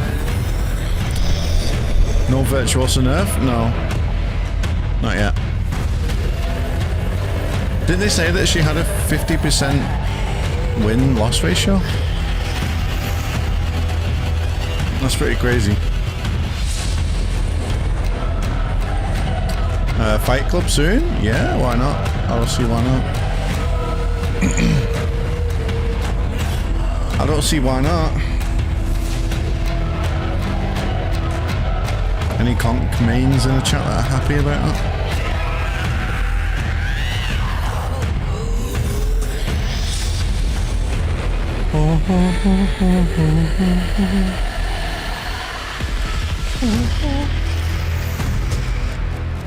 What's your prediction on the next hero skin? Ooh.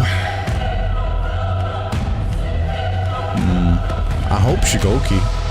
Well, it's definitely Samurai, so I hope it's Shigoki. Aramusha's got one. Kensei's got one.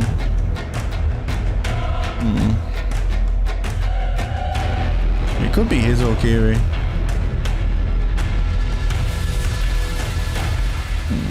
Yeah. If I was a betting man, I would probably bet Hitokiri.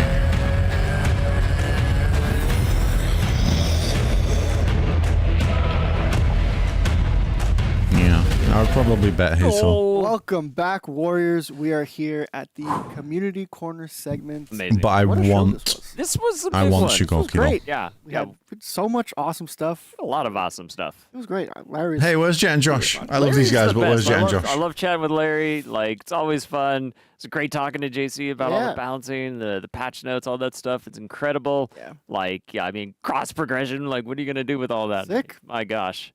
What a celebration. Yeah. But yeah, I mean, I guess before, I mean, we're already starting to list things off, but like, we have a list, right? Like, Yeah. So Anthony, like, what's our full list? Let's take a look at what we looked at today. So we've got our new hero skin coming, Lady Sayori, with going to be 25k steel. It's coming next week on September 11th. We got a new battle pass, of course. I love this. Oh, they're cool. It's so good. It's so It's cool. so good. Got our legacy pass as well from Year 5 Season 3. We have our Bitter End game mode, time limited game mode with the free event pass Nightmares Dawn from September 11th to October 2nd. We got some Hero Fest for Centurion, Jengjun, and Orochi. Nice. We've got some armor variations for the Samurai, which these look stunning. These are so cool. Very good. We've got our testing grounds, which we just covered, which will be coming October 2nd. And the balance patch that we just talked about. Yep. With the roll Wait, catch, with the roll Orochi Hero catch. Fest is on the Heck yeah. 16th of October. It's so good. We're excited with this. Folks, and we've also got some content of the week coming your way. So starting today, September 4th, we have a Futile footrest. unique execution for Nobushi, the Futile Footrest. Oh, damn. Ah, so Oh, good. hell yeah. It's very good. I love that one. Smell my On feet. top of that, so that'll be available for 7K Steel. And starting next week on September 11th, They've been doing a trend where we they have have a new emote, the the Shamisen Hero song. Fest of the So, person who's just getting the like on our hero landing skin. page there with Lady Saori, you too can play the Shamisen. But Orochi's already got a hero skin, so I don't he know. just plays. Just 10K Steel. You can just play the Shamisen all day. Yeah. Never I hurt like your fingers. that. It's That's great. cool. We also have a new execution, the Battering Through for 10K Steel. Does it ledge? Oh. It does. That's a ledge. And that's Oh, a that's ledge. cool. There I we like that. go. On top of that, folks, we also have a new mood effect, the Mystical Aura, also available for 5K Steel for the roster. I That like looks that. super cool. You can That's actually quite aura nice. farm now. You can Aura. Look at that. Look at that. We farm an Aura. Nice. Cool enough. Awesome. We also Oh, have that's some nice. retrofits. Let's take a look at it. Got the parrot emote story time. This is so. I love this one. This is great. Yeah, they're besties for real. Papa squat. Nice. And now that I know Max does that by hand, that's Yeah. like I learned that today Yeah, too, by the no, way. it's So nuts. it's really good. Got serious dexterity. Serious, Yeah. yeah. We also got another emote, Muscular Archer. It's perfect. Oh, I He love is- those ones. He is jacked. He's carrying He's seven. a big guy. weapons. Yeah. He's a big guy. Another emote, Muscular Biceps. And the last but not least, we have the Rhythms of Shibu. This is really cool. Fantastic. Yeah, Virtuoso. So awesome. So graceful. What are those noises, bro? So much fun. Looks so good. Oh, man.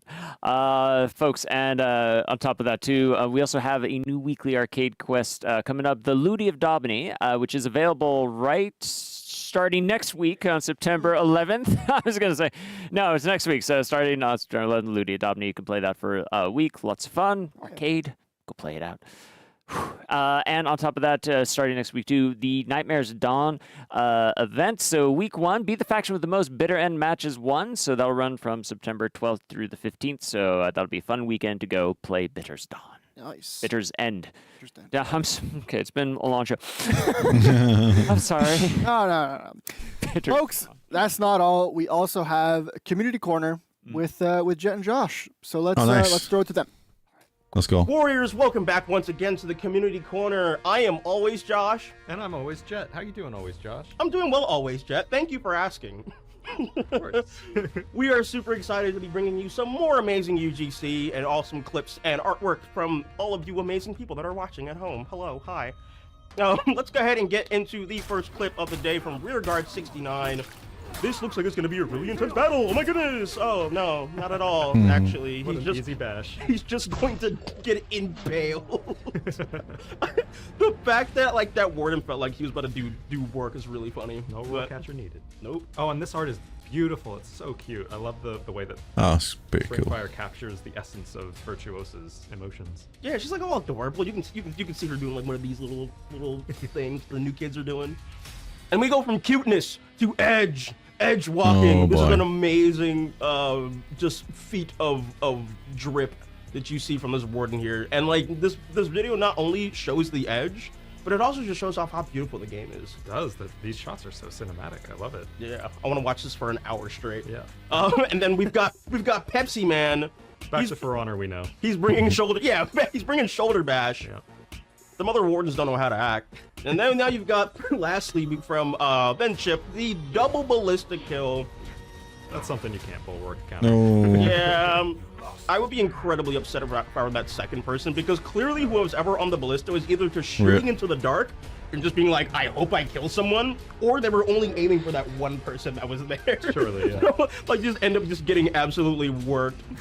So, but yeah, those are all the clips that we have for today. If you want to see your artwork or your clips from your funny game moments featured, obviously just go ahead and post on Reddit, post on Twitter, Instagram, you know, wherever you are frequenting when it comes to the social medias and stuff like that. We'll find them. Yeah, we'll find them. Keep your DMs open. Yep. Keep an eye out, because we will be in them. Cool. All right. And then also, even with cross progression coming, like, you have a lot more opportunities to, you know, show off your console gameplay, or, you know, show off anything else that you wanna see. So, good stuff right there. But that's gonna go ahead and do it for us here. Thank you once again for joining us on the Community Corner, and we will see you again soon. See ya. All right, welcome back. Shout out to Jet and Josh. That was so good, guys. Yeah, I love the Pepsi Man bringing It's awesome. bringing the shoulder bash. Oh man, It's so good. the emote spam. What we talked about with our viral moments. It's been immortalized. It's part of the For Honor DNA. 100%. 100%. So much fun. But yeah, Nolan, that's all for us. I want to thank you so much for Who are doing they this raiding? 200th Warriors Den special. It's incredible. That was awesome. Can we? Who are cut they gonna can we cut this raid? cake? I think we have to. Let's cut the cake. Let's cut the cake. All right, what are you gonna use for this? We got a sword. This is. I mean. Okay, so yeah, just get in. We're gonna cut it. Like, we're gonna kind of pretend this is Larry here. You know. This is gonna become a new execution one day. We love you, Larry. All right. That's okay. I don't want to get my hand on it. No. All right, is it good? There we go. All right, Let let's it plop on. Plop it out. Oh. Oh yeah, we're ready to party now. So there you Cake go. all over my hands. Look at that. It was real cake, folks. That was real. So, I'll show it to the camera. There we go. No, this is a piece hanging. It's the That looks like fondant. good Sorry, there fucking we go. cake, actually. Oh, it's a beautiful thing. Should So we break it in half? absolutely, yeah. Let's break Yeah, it I'm in not half. sure Take a what break. happened with the bash bug, but oh well. I'm sorry, I touched both pieces. I'm okay. Don't worry. All right, I'll take this Take one. that one. The one that. Take this one. Cheers. Cheers. Cheers to 200. Cheers to 200. Cheers to cross progression. Cheers to Conquer Roll Catcher, folks. Just cheers to For Honor, all right? We got to go. Oh my god, it's really good. It's really good. Thank you, Vanessa. That's really good. It's really good. Thank you, Vanessa. Those look good. I want who are cake we now. rating? Malicious? Malicious. We're rating malicious. This cake was Oh. Cake emotes? If there's cake emotes, spam the some cake. cake. Yep. Awesome. Malicious is All right. cool. Bye, folks. Bye. Bye. Yeah, bye. Bye. You should have raided my boy, the spooky wizard. They should have raided my boy, the spooky wizard. Nah, I'm just kidding. Right. Oh, thanks for watching, everyone. Thanks for hanging out, as always. It's always cool to, you know, be joined by you for the Warriors Dance. But yeah, it's pretty cool. I mean, cross progression is huge. So, some good stuff. Hero skin's pretty decent. Tag me when the next Fight Club happens. Yeah, sure, I'll do that. Alright, anyway, guys, enjoy the rest of your day, evening. I'm gonna go get some food. I'm fucking starving. So, catch you boys later on. Bye-bye. Peace.